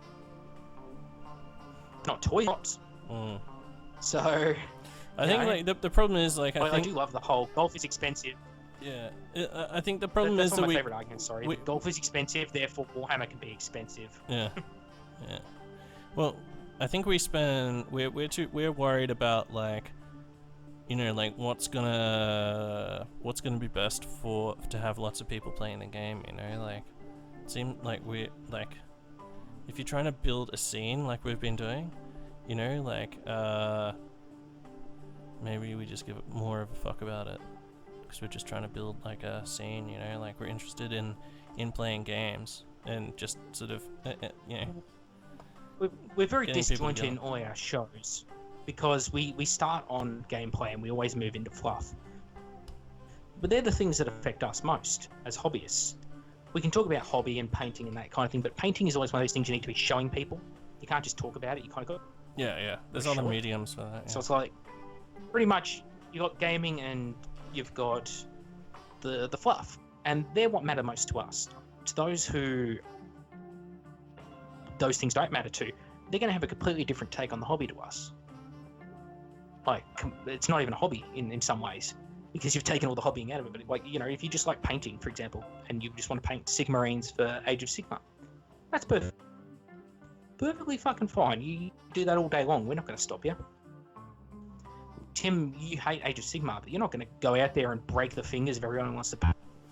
Oh yeah, no, I don't hate. It doesn't affect you. You don't give a fuck. I'm not sure if I hate it. I just don't have any respect for it at all. I think I don't hate. I'm not just like, it's fucking like. I think I just don't have any respect for it because they killed the old world, and they killed the game as well. Yes. Like in terms of support and anyway. Like I'm still playing 8th Ed, so for me it's easy for me to just be like, Age of what? That shit never happened, bro. Like fucking Alariel's just hanging out in Lauren. Oh, sorry, yeah, like, you know, well, I don't know. Archaon's invasion's still on. yeah, like, fucking, but yeah, sorry. Let's get back to your point, though. No, sorry. but, yeah, everyone's gonna have a different take on it. It's like, we don't like 8th, but we don't tell people they can't do it. How are we meant to? How are we meant to? I know me. Yeah. I know me personally, what shits me, and I think I'm speaking for you here, is when people turn around and say, 7th should be 8th.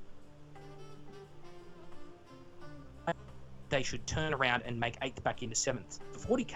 I'm not taking that away from them. They like it, keep it, right? They can always come back and play 7th if they don't like what 40k is. But when someone has the sheer insolence to turn around and say, your game is shit, the thing you enjoy is shit, everything about it is shit. Yeah, that's fucking funny. And it should be this. Yeah. And if you don't think it should be this, you're the person at fault. That is very rude.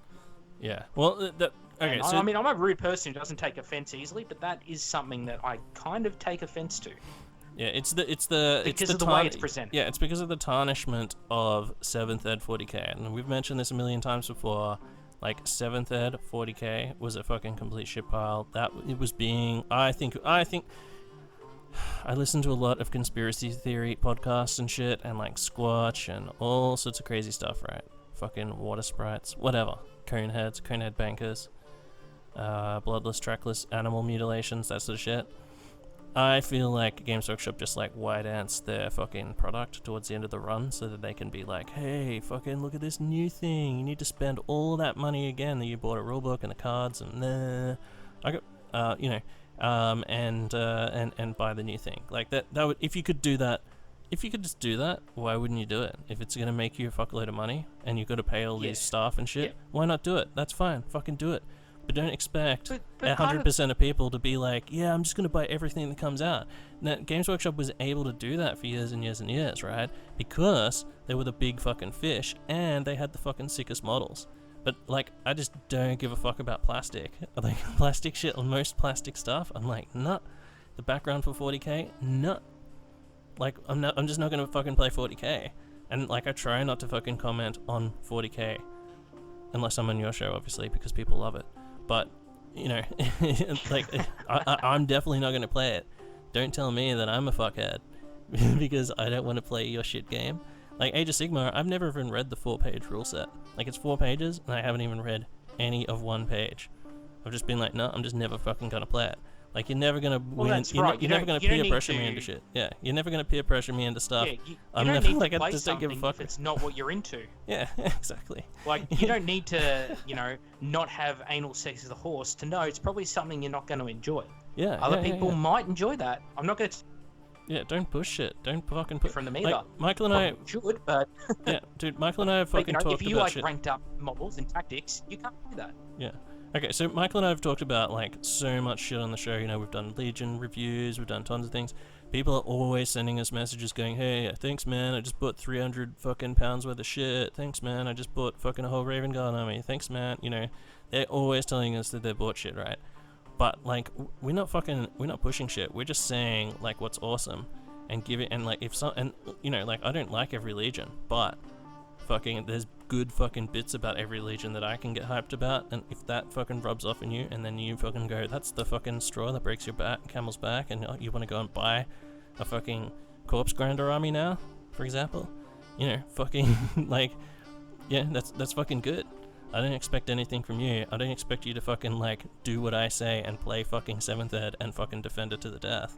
Like, if you want to do whatever the fuck you want, no one's got any control of you.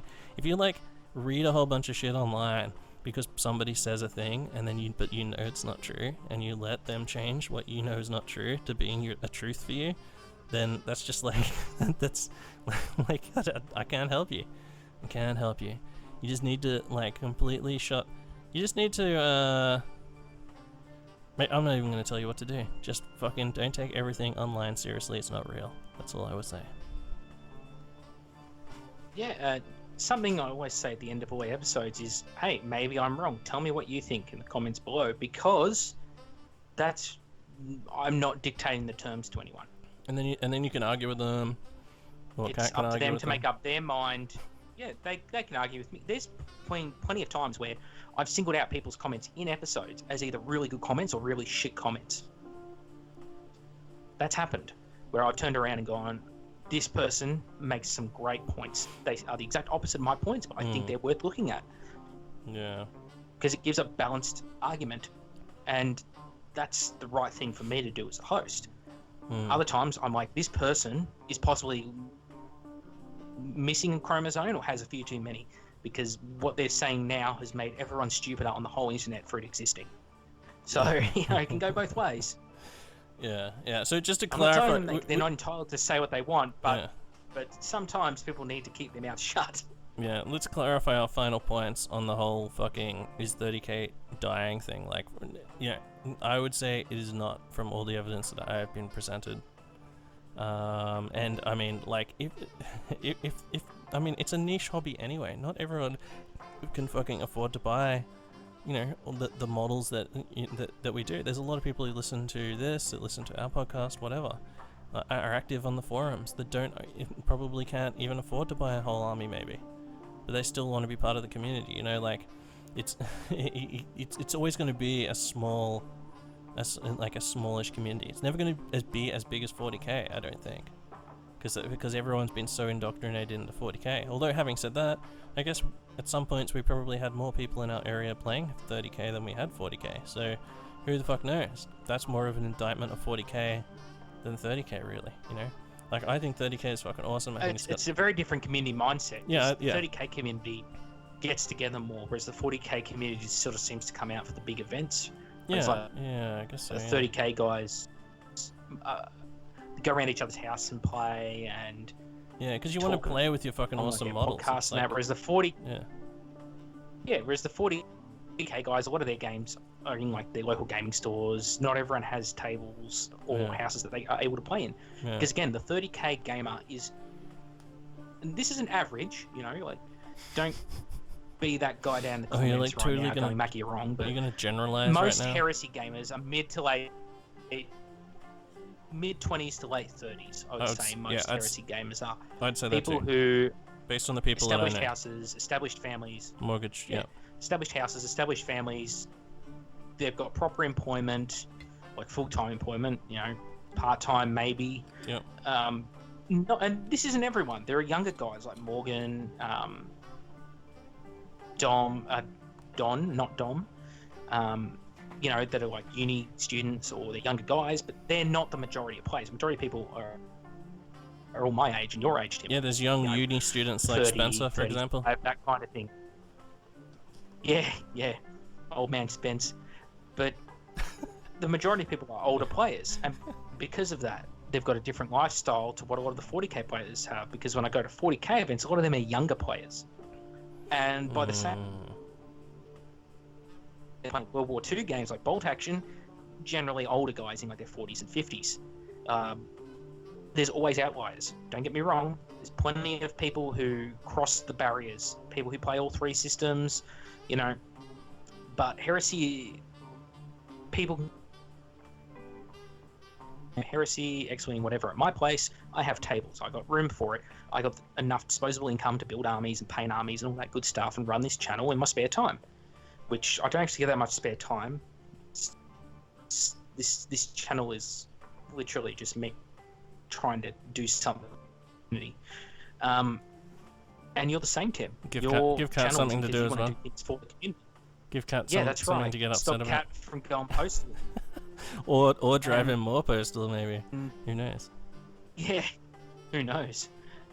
But that's how we roll. Whereas, like, if you go into a Games Workshop, how many players there are under 20? 90% of them. I don't know. I didn't even fucking look this time. I went in. Did I tell you I went to Games Workshop for the first time in like fucking like 6 months or some shit? I was at the Boxing Day sales at Chermside with like 1 trillion people there, just arguing about the whole grav cannon gimp loader, #gimp loader. And I was just like, yeah, I'm walking around anyway. I might as well just fucking like, I was like walking while just fucking Facebooking basically.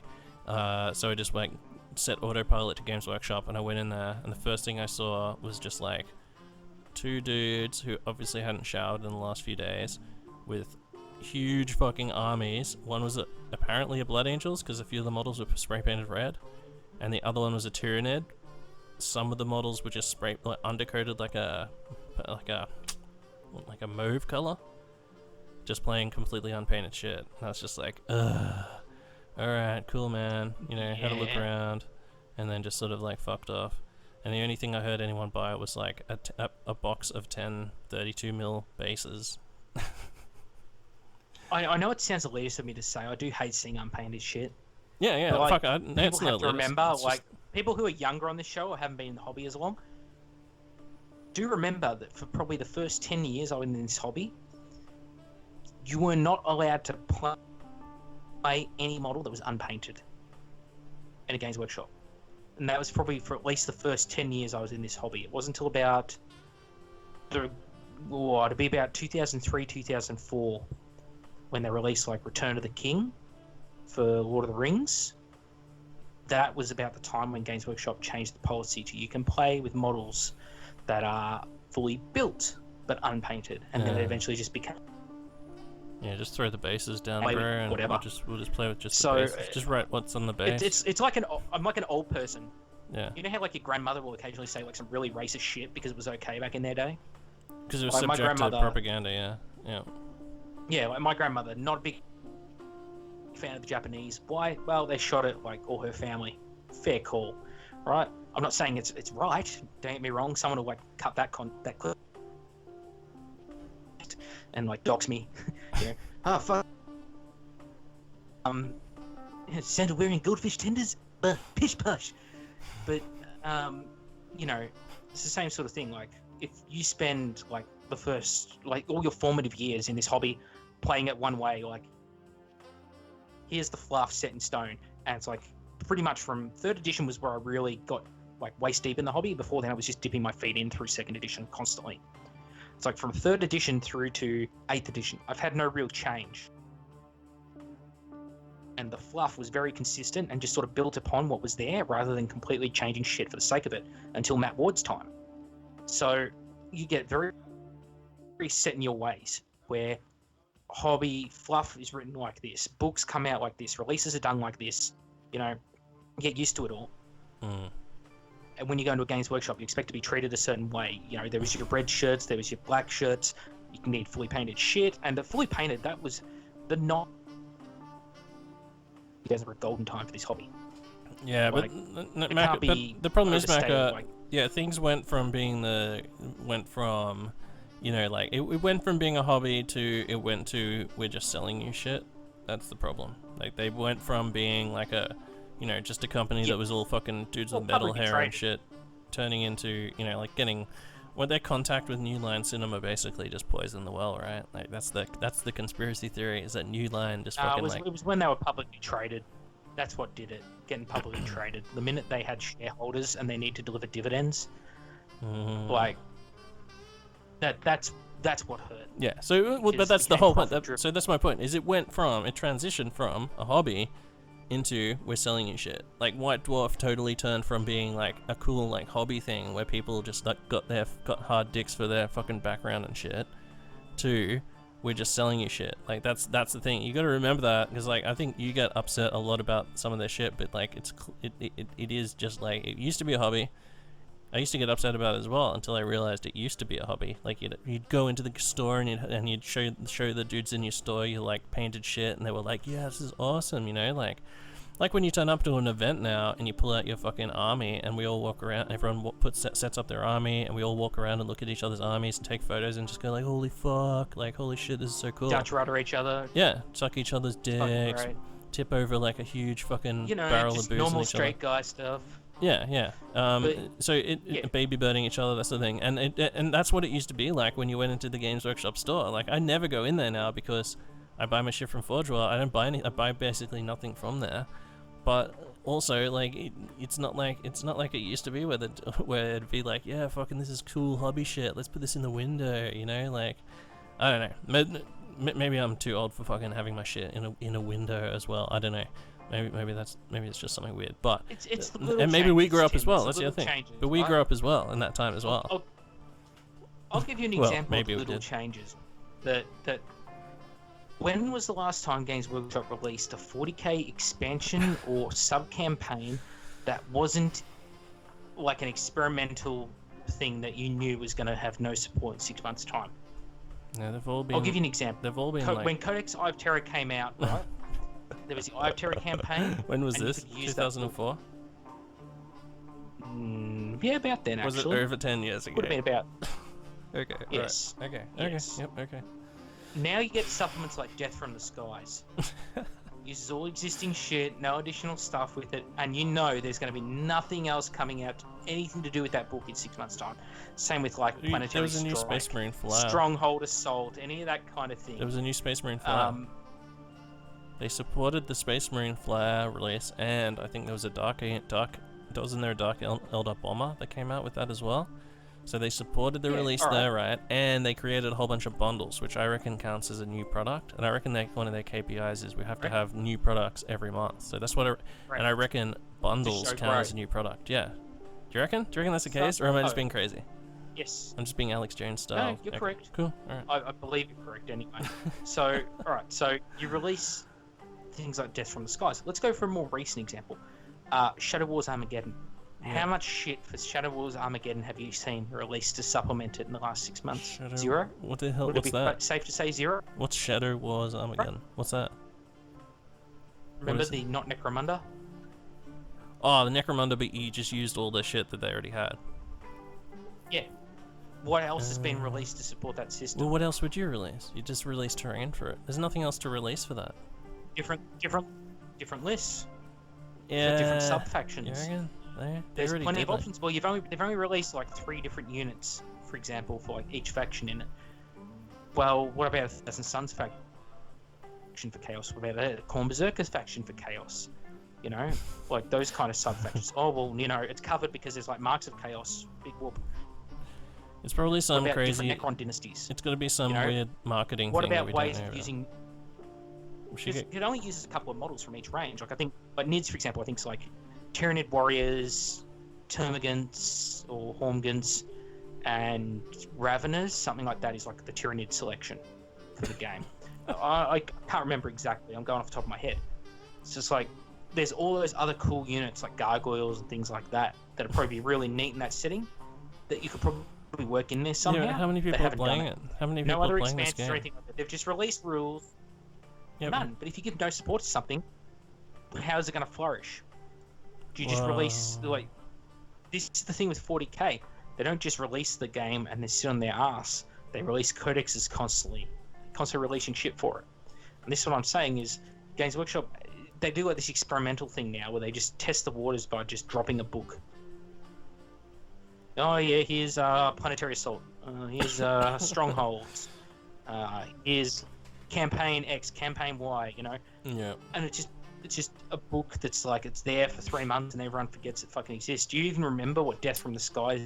No, but like back when fantasy was like when they were doing all the hardbacks for fantasy, one of the things like they did Storm and Magic. You know, like instead of just fucking doing all the army books and then fucking around with shit like Storm and Magic, they just brought out Storm and Magic. They brought out some other thing. But they Triumph and Treachery, right? Like they could have fucking just done that. Could have been 2 other books or 3 other books, right? And then they also brought out this thing called Battles in the Badlands or something.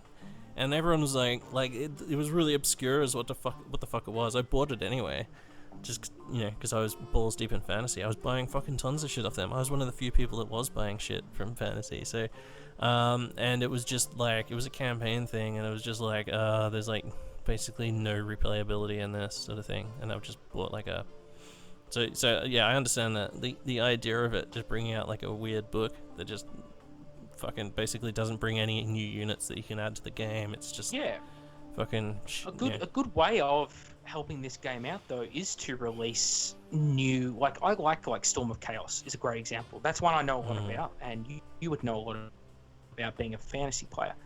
Now with Storm of Chaos, you've got new lists in that.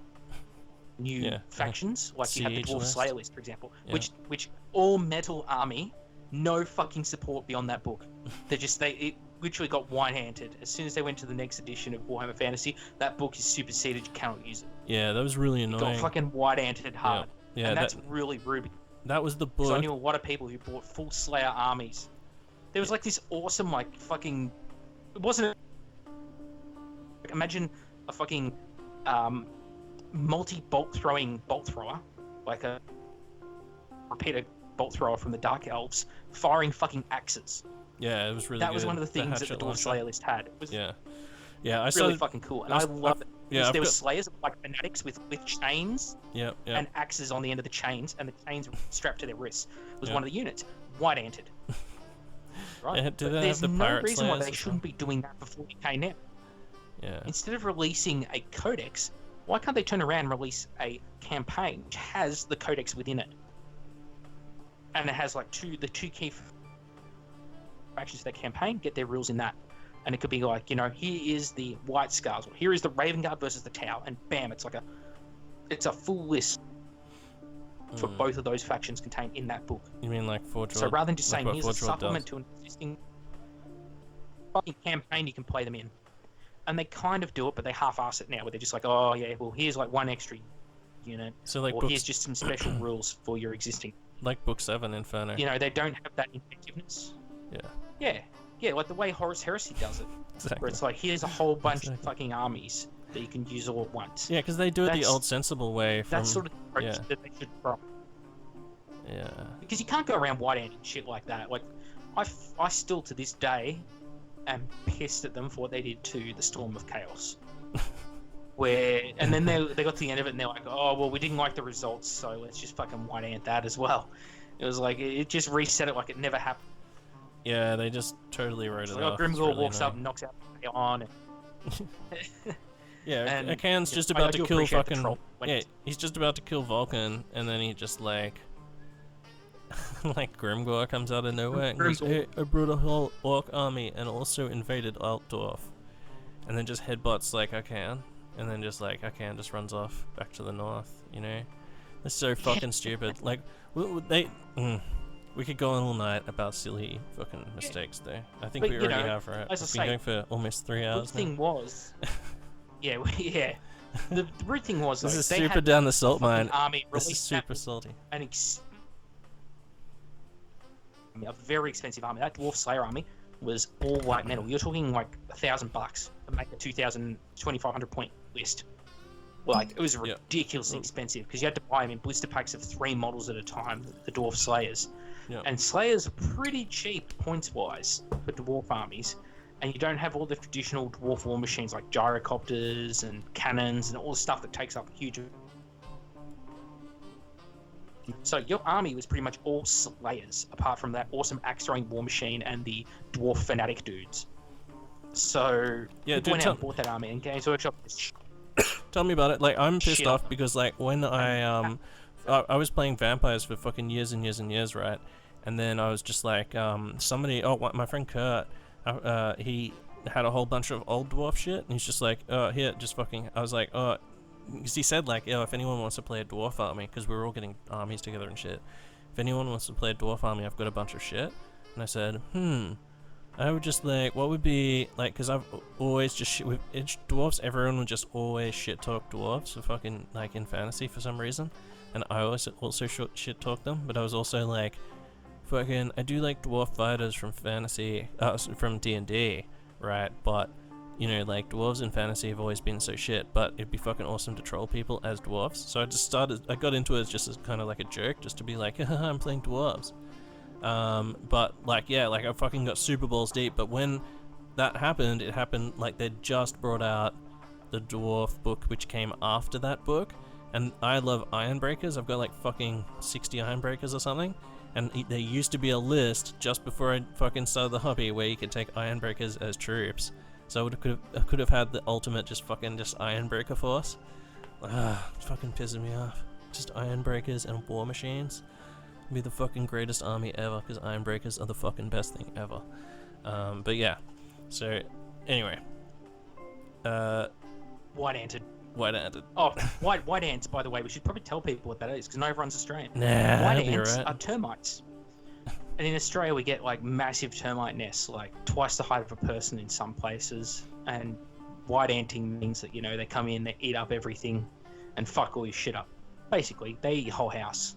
Yeah, they just But they will slowly and literally eat your insidiously. whole house. Yeah, they slowly and insidiously sort of just like slowly just fucking crush the game. Basically, exactly what happened to 7th edition. Like 7th edition, like 6th edition. 7th was just an evolution of the 6th edition. 6th edition, I like fucking. I got no problem with that. 5th edition, I got no problem with that. But like 7th edition is when they started bringing in all the stupid formations, all the stupid shit that like just fucking turned it into total fucking It actually Asperger's started at the very end of 6th. Yeah. Oh, well, whatever the fuck, who cares? Like, the whole problem is, it's like, just, they for turned it people into playing garbage. at home, with termites, right? Let's say there are places I've been to. Imagine this: a 1 foot thick, solid piece of timber, like 1 foot square, 6 meters long, giant beam of fucking timber, right? 30 centimeters square. So massive piece of timber. Person, bigger than a person, in fact, and 6 meters long, huge.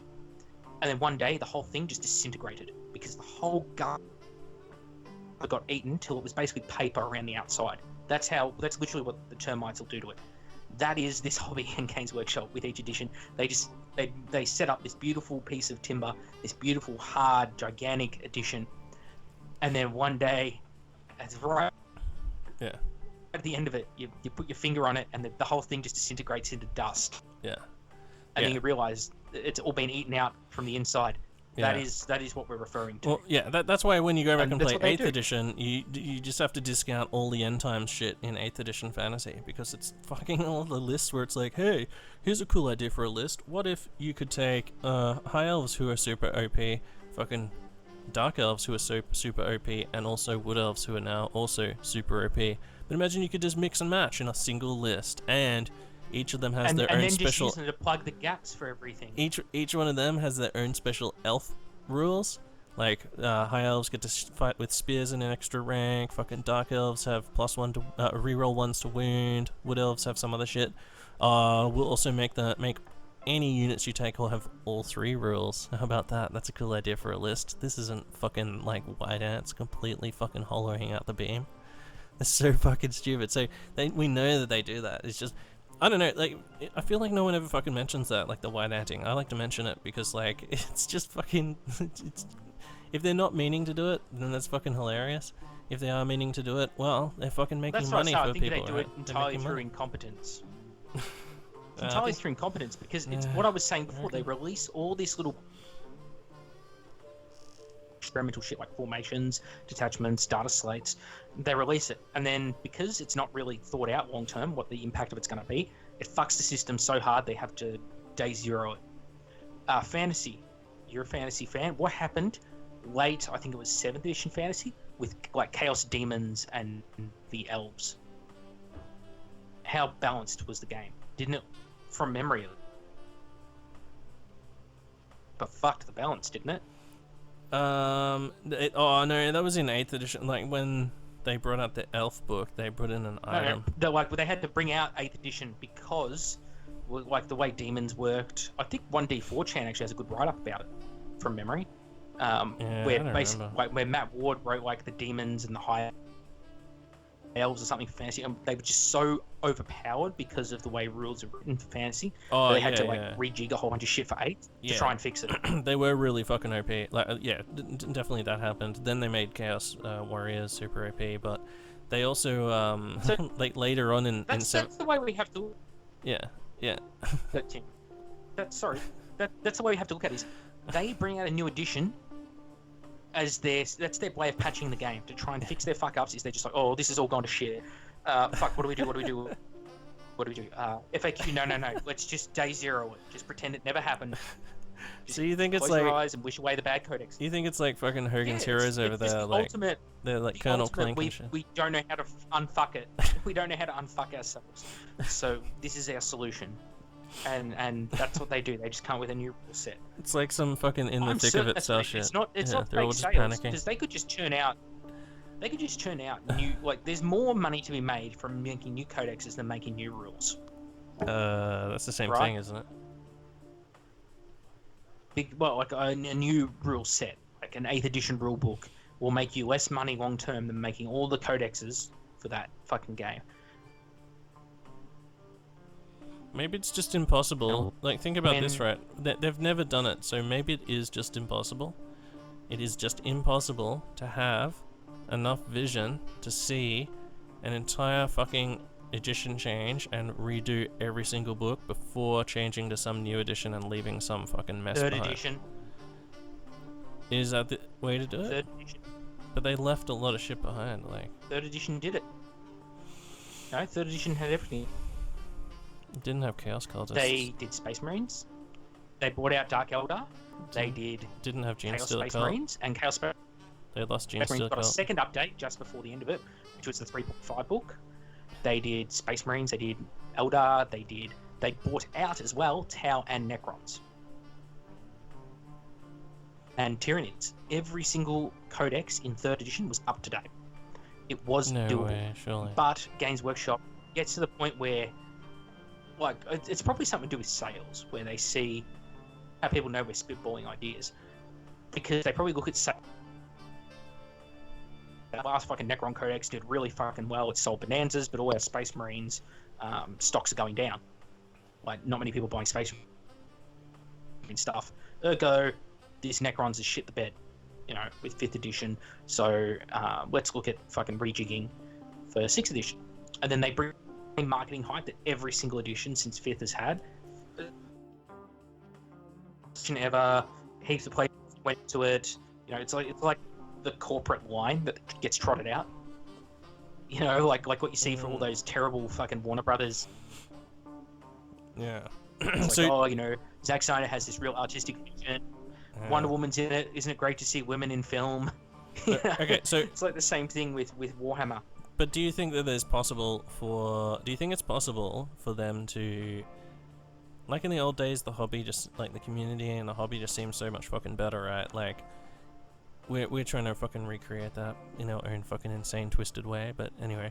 Don't you think they could just make the hobby so good that people naturally sales would increase, because people would just be so like, yeah, fucking this is fucking awesome. I don't feel like yes, that is possible. I don't feel That's like the Kings of War model. I don't feel like every time I interact with you, I'm just trying to be sold bundles and fucking, this is prices have all gone up because of fucking some shit, I just don't like all the salesmanship. Well, how well has X-Wing done?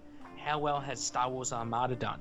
How well has Mantic done with their Kings of War? I guess, yeah. There's definitely game systems out there that once they get set in place, they don't need advertising. The communities are happy with it. They go out and buy it. Bolt action, huge. What's that other one? Flames of War, pretty huge as well, right? People will go out and buy something if they're happy with it, with the product. Something that I love about Flames of War, that Flames of War, I think does it. They have like early war, late war, that kind of thing, and it restricts like what goes up against what. So, for example, you don't have like Panzer VIs going up against Matilda tanks. Fair call, King Tigers shouldn't be going up against Matilda tanks. 40k or 30k especially needs something like that, where it's like early heresy, late heresy. But it's perfectly possible to make a game that pleases not everyone, but the majority of people. Where 40k slips up is they get sidetracked by like their little extra books and extra campaign, that kind of thing, but they don't put them into the big picture. They don't think, how is this going to affect our other releases down the line? And right now they've got a terrible problem of they're like an ADHD kid trying to write rules. Because I'll use Guard as the example. I know there's one guy, Haters, on our Facebook, who's always like, when are you going to do a What Broke the Fans for Guard? It's like, I want to. It's a massive fucking project. Because Guard is one of the more fucked up factions rules-wise. Because you get like 8th edition where, okay, they get index. Great, you can use the index. Then you get a codex, and it's like, well, there's shit missing from the codex that I now need to refer the index for. Okay, that's fucked. Oh, let's go out and get the commissars. And the commissars is one I love coming back to, because your army is worse off for having commissars after it got FAQ'd. So you've got this set of rules which are just constantly morphing and evolving, and it's like, what? Hang on. So you're telling me that you're working on your next codex, let's say Dark Eldar. Right, let's pretend Dark Eldar are the next 40k codex. Have gone back and playtested against the FAQ'd other codexes? Have you playtested it against what you haven't released yet? Of course you haven't.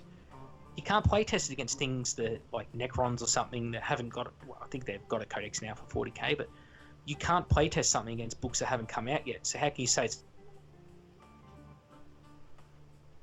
You just can't. Unless you're going to do what they did with 3rd edition, which was bring out as much as you could at one time. Like where they basically dropped 3rd edition with like pretty much 4 codexes all ready to go at once, or rules per everything ready to go at once. Unless you're doing that, you're going to have an imbalance no matter what. And if you're constantly moving the fucking goalposts with FAQs and additional books, and then you're throwing in campaigns along the way, and then, you know, it's a year out from release, for example, or it's been like 6 months since 8th came out, and it's like, oh, well, you know, we still haven't got all the codexes out there, and there's heaps of fucking spelling mistakes, and there's heaps of shit left out, like Corsara Khan can't take a fucking bike in a White Scars army. You know, minor things like that. You don't want your White Scars on bikes anymore. In Raven Guard not having jump packs is just retarded. So these are all problems that Games Workshop's got on their hands. And it's going to get to the point, hey, you watch it fucking happen, Tim. You mark my fucking words. You come back to this. It's like episode 37 of the Weekly Scrubdown. You'll get to a point where Games Workshop says, fuck it, too hard, 9th edition. And then it'll be 9th edition. It'll be 2.5, 3 years from now. It'll be 2020, maybe 2021. And they'll turn around and they'll say, here, 9th edition. We've taken your feedback from 8th edition, and we think this is the best edition of Warhammer yet, and a lot of playtesting has gone into this and feedback from the community. We think you're all going to love this edition. Don't worry about the models that are being outdated and supplemented by the new game coming out. We'll have rules for you soon. You can just purchase them off us. And I shit you not, that's exactly how it's going to go down. Anyone who thinks I'm wrong, write in the fucking comments below.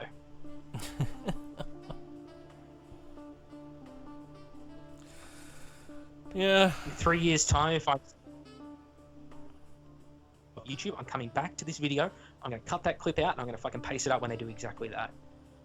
Yeah. Yeah. And that's what'll do it. That's what'll do it, Tim. They'll just have shit the bed a little bit. They'll just have shit the bed, and they'll go, let's just release a new fucking... It'll be like 7th. They didn't even get through all the codexes for 7th. They just got like 90% of the way there, maybe, not even, maybe 70% of the way. They're like, let's just. Yeah, tell me about it. This is getting a bit out of hand. Until you said 3rd edition, I was just like, no, they've never done it, because they never did like Mechanicum in 2nd ed. They didn't do Mechanicum until way later. Although, you know, it's in the background. There was rules in 2nd ed, right, for Mechanicum shit and for Arbites and stuff. They never really they invented all this new shit, like Tau and stuff, you know, Necrons. I guess Necrons are cool, but the background was super. You gotta remember, Games Workshop team was a lot fucking smaller back then. There was only like 3 main sculptors at that time. There was like Jess Goodwin. Fuck, I wouldn't know. Who knows, man? What's it? Victoria? Victoria Lamb, is it? I think it's Victoria Lamb. What else was there? There's like fuck all sculptors doing all of Games Workshop sculpts at that time. Like everyone knows Jess Goodwin sculpts. Yeah. And the White Dwarf team was like 4 people. Now the White Dwarf team is like fucking... They all look like a perfect representation of like the British social justice tree or something. It's like, here's a fat white guy, here's a thin white guy, here's a white girl, here's a chubby white girl, and that kind of thing. But not that matters. Jesus Christ. Just me talking shit. I'm just some asshole on the internet, people. No one's listened 3 hours. You know, It's right, we're over 3 hours now. After you hit 3 hours, no one's listening. Trust me. Yeah, but like people... Games Workshop has grown as a company as well. Like people will say, oh well, you know, 3rd edition was a lot smaller. There was less units in each faction. There were less factions. Yeah, but at the same time, Games Workshop was a lot fucking smaller. Like Games Workshop as a company would be like what, maybe 1/3 of the size it is now, if that. You know, how many new stores they've opened in the last 15 years?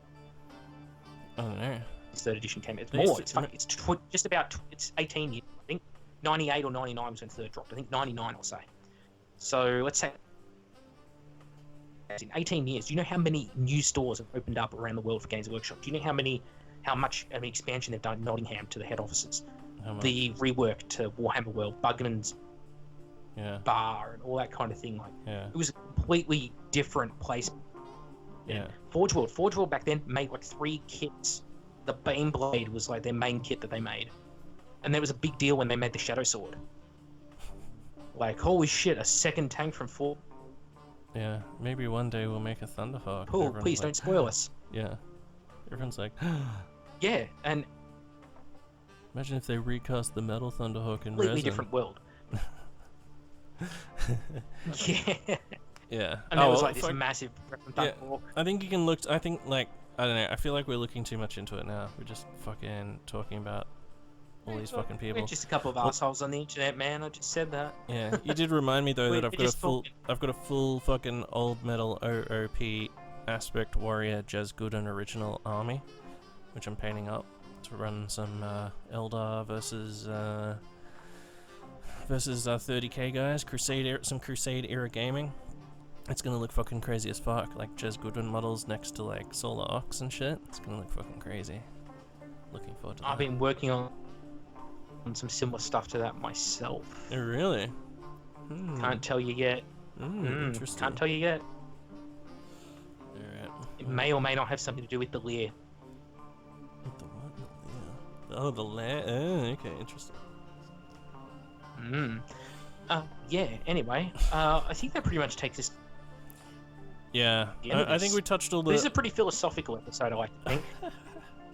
Yeah, remember, it's just, what did we call it? It's just aggressive wish listing. This is like an episode of fucking Joe Rogan.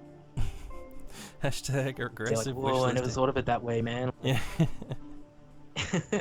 That's gonna be a new hashtag aggressive wish listing. Yeah, I was full fucking Eddie Bravo on this one. It's not whinging, it's just saying what you'd like to see. Yeah.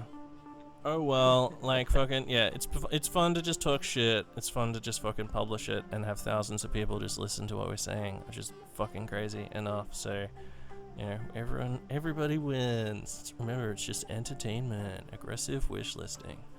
But yeah, I think we touched all the main points. Hopefully they enjoy it. Hopefully they. Should we call for a? Hopefully they. Should we call for a boycott on balls until everyone enjoys? Yeah, should we call for a boycott on balls until they fire fucking black blue fly? Should we do that? Um, It's a few thousand people that might just boycott. I've heard a lot of unsubstantiated rumors. Yeah. I like doing personal digs at people, especially people I don't really know, because I like to judge a person's character in the flesh, generally. Eye to eye. with But a I will say this, knife in your boycott boot. bowls itself, because they're so fucking clickbaity, it's criminal. You can't, like I said earlier, you can't put up 5 fucking articles that say the exact same thing Yeah. and be making money off that. That's just Yeah. rude. That's ridiculous. Yeah. It'd be like if I it'd be- just recycled. It'd be Same. really easy Yeah. for me to boycott them because I fucking never go to that shit, or I try not to. But maybe we should just say. I don't either, and then you boycott it. fucking linked it to me, you asshole. Yeah, I know. Well, that's the thing. Like the whole Tim time, goes on bowls, everyone.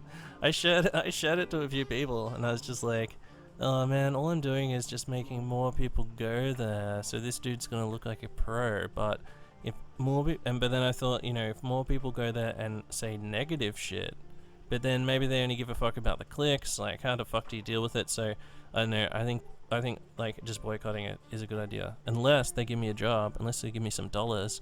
heresspodcast@gmail.com. Send me your shit, guys. Sweets, Yeah. sweets. It's a sweet. Obviously, sweet if I'm can. writing shit for them, though, I want as many clicks as possible. So, like, I would write some fucking like, if people think that shit's sensationalist, I'll write some sensationalist shit. How about an episode? How about like an article on like? Yeah, I've got some ideas. So yeah, hit me up Just if go you've got full those Alex dollars, Jones. man. I want Just that start long talking paper. about like penis enlargement pills. Extra Get your dimensional hobbyist beings. penis enlargement pills today. Yeah. Anyway, fuck. Just bulge in fucking Magic the Gathering scene. Yeah. Hashtag It's death to doable. clickbait. And hashtag fucking black blowfly sucks. That's just ridiculous. What a fucking pile of shit. Hashtag aggressive wish listing. Yeah, hashtag aggressive wish listing. Alright, fuck. Thanks everyone. It's been good. Check out thanks IFRS very podcast. Much for coming on, dude. Yeah, that's Always right. appreciate it. No, it's fun. Yeah, full. Plug away. I wish Kat was here to just fucking say some crazy shit. He probably would have just, like, fucking said some crazy shit to Miles. And yes, that reminds me. Big thank you to Miles as well for popping in to say hello. I'd love to have him on again actually, and just have like a proper chat to him about his hobbying, because he's sort of, the poor guy just sort of got ambushed in the middle of like an 8th ed fucking lynching. Yeah. Thinking really about like his hobby and his passions, which is something I'd love to do on this show, is to get people on and just talk Yeah. about what we love. Yeah. As It's- opposed to what we hate. It's the sweet as opposed to the So, sour. yeah. As opposed to the salty. If you're out there, Miles, listening to this episode, call my people. We'll get in contact with one another. I don't have people. There's no way he's listened this far. yeah. This is 3 So hours thanks again. in. Yeah, no props, dude. It's No, been no- fun. It's always a good time. I can't be sued for anything I've just said then. You have to sue the Outer Circle, so outercircle@gmail.com. Is that And your we've email? got no money, so good luck. Complaints? If you want to send any cease and desist, It's send the them through to Macca. outercircle30k@gmail.com. Email us. Send all hate to Cat, or anthrax to Cat's address Attention, in South Cat. Australia. Yeah. PO Box 5071, something like that. I don't know. Yeah, we should dox him. Yeah, Alright, check out thanks all. for Oh, watching if you the episode. if you want a cat fix and you didn't get enough cat, like because cat wasn't here for 3 hours, listen to our latest like our season finale 20. I think it's episode 215, maybe. Fuck, I think it might be 215. But yeah, Kat does like a whole lot of interviews for us, like about fucking 4 hours of fucking crazy talking and shit. So. Because like on this show, like generally when I'm in, at least, like it's just us talk, like usually me and you talk, and then just like, and then sometimes like Cat will just go on a fucking insane mega rant. Whereas like when he was hijacking our show, he's just like, oh fuck, I've got to talk non-stop. So you had to just like, so it's pretty good. It's super entertaining. I was just listening to it. Oh, the other day. we're different when we're on other people's shows. We're a lot more polite because you're in their house as it were. Yeah, I guess so. Yeah. So you play by their rules, sort of thing. Mm. So like when I'm on your show, I'm a different Macca. Same as he's still Cat, but he's not dialed up to 11. He's only 9.5. So yeah. Anyway, Alright. Thanks everyone for listening to the final scrub down of the year, and we'll catch up with you probably next week. Don't know if Tim will be there or not. We always love getting Tim It's fun. on the show, It's just fun. because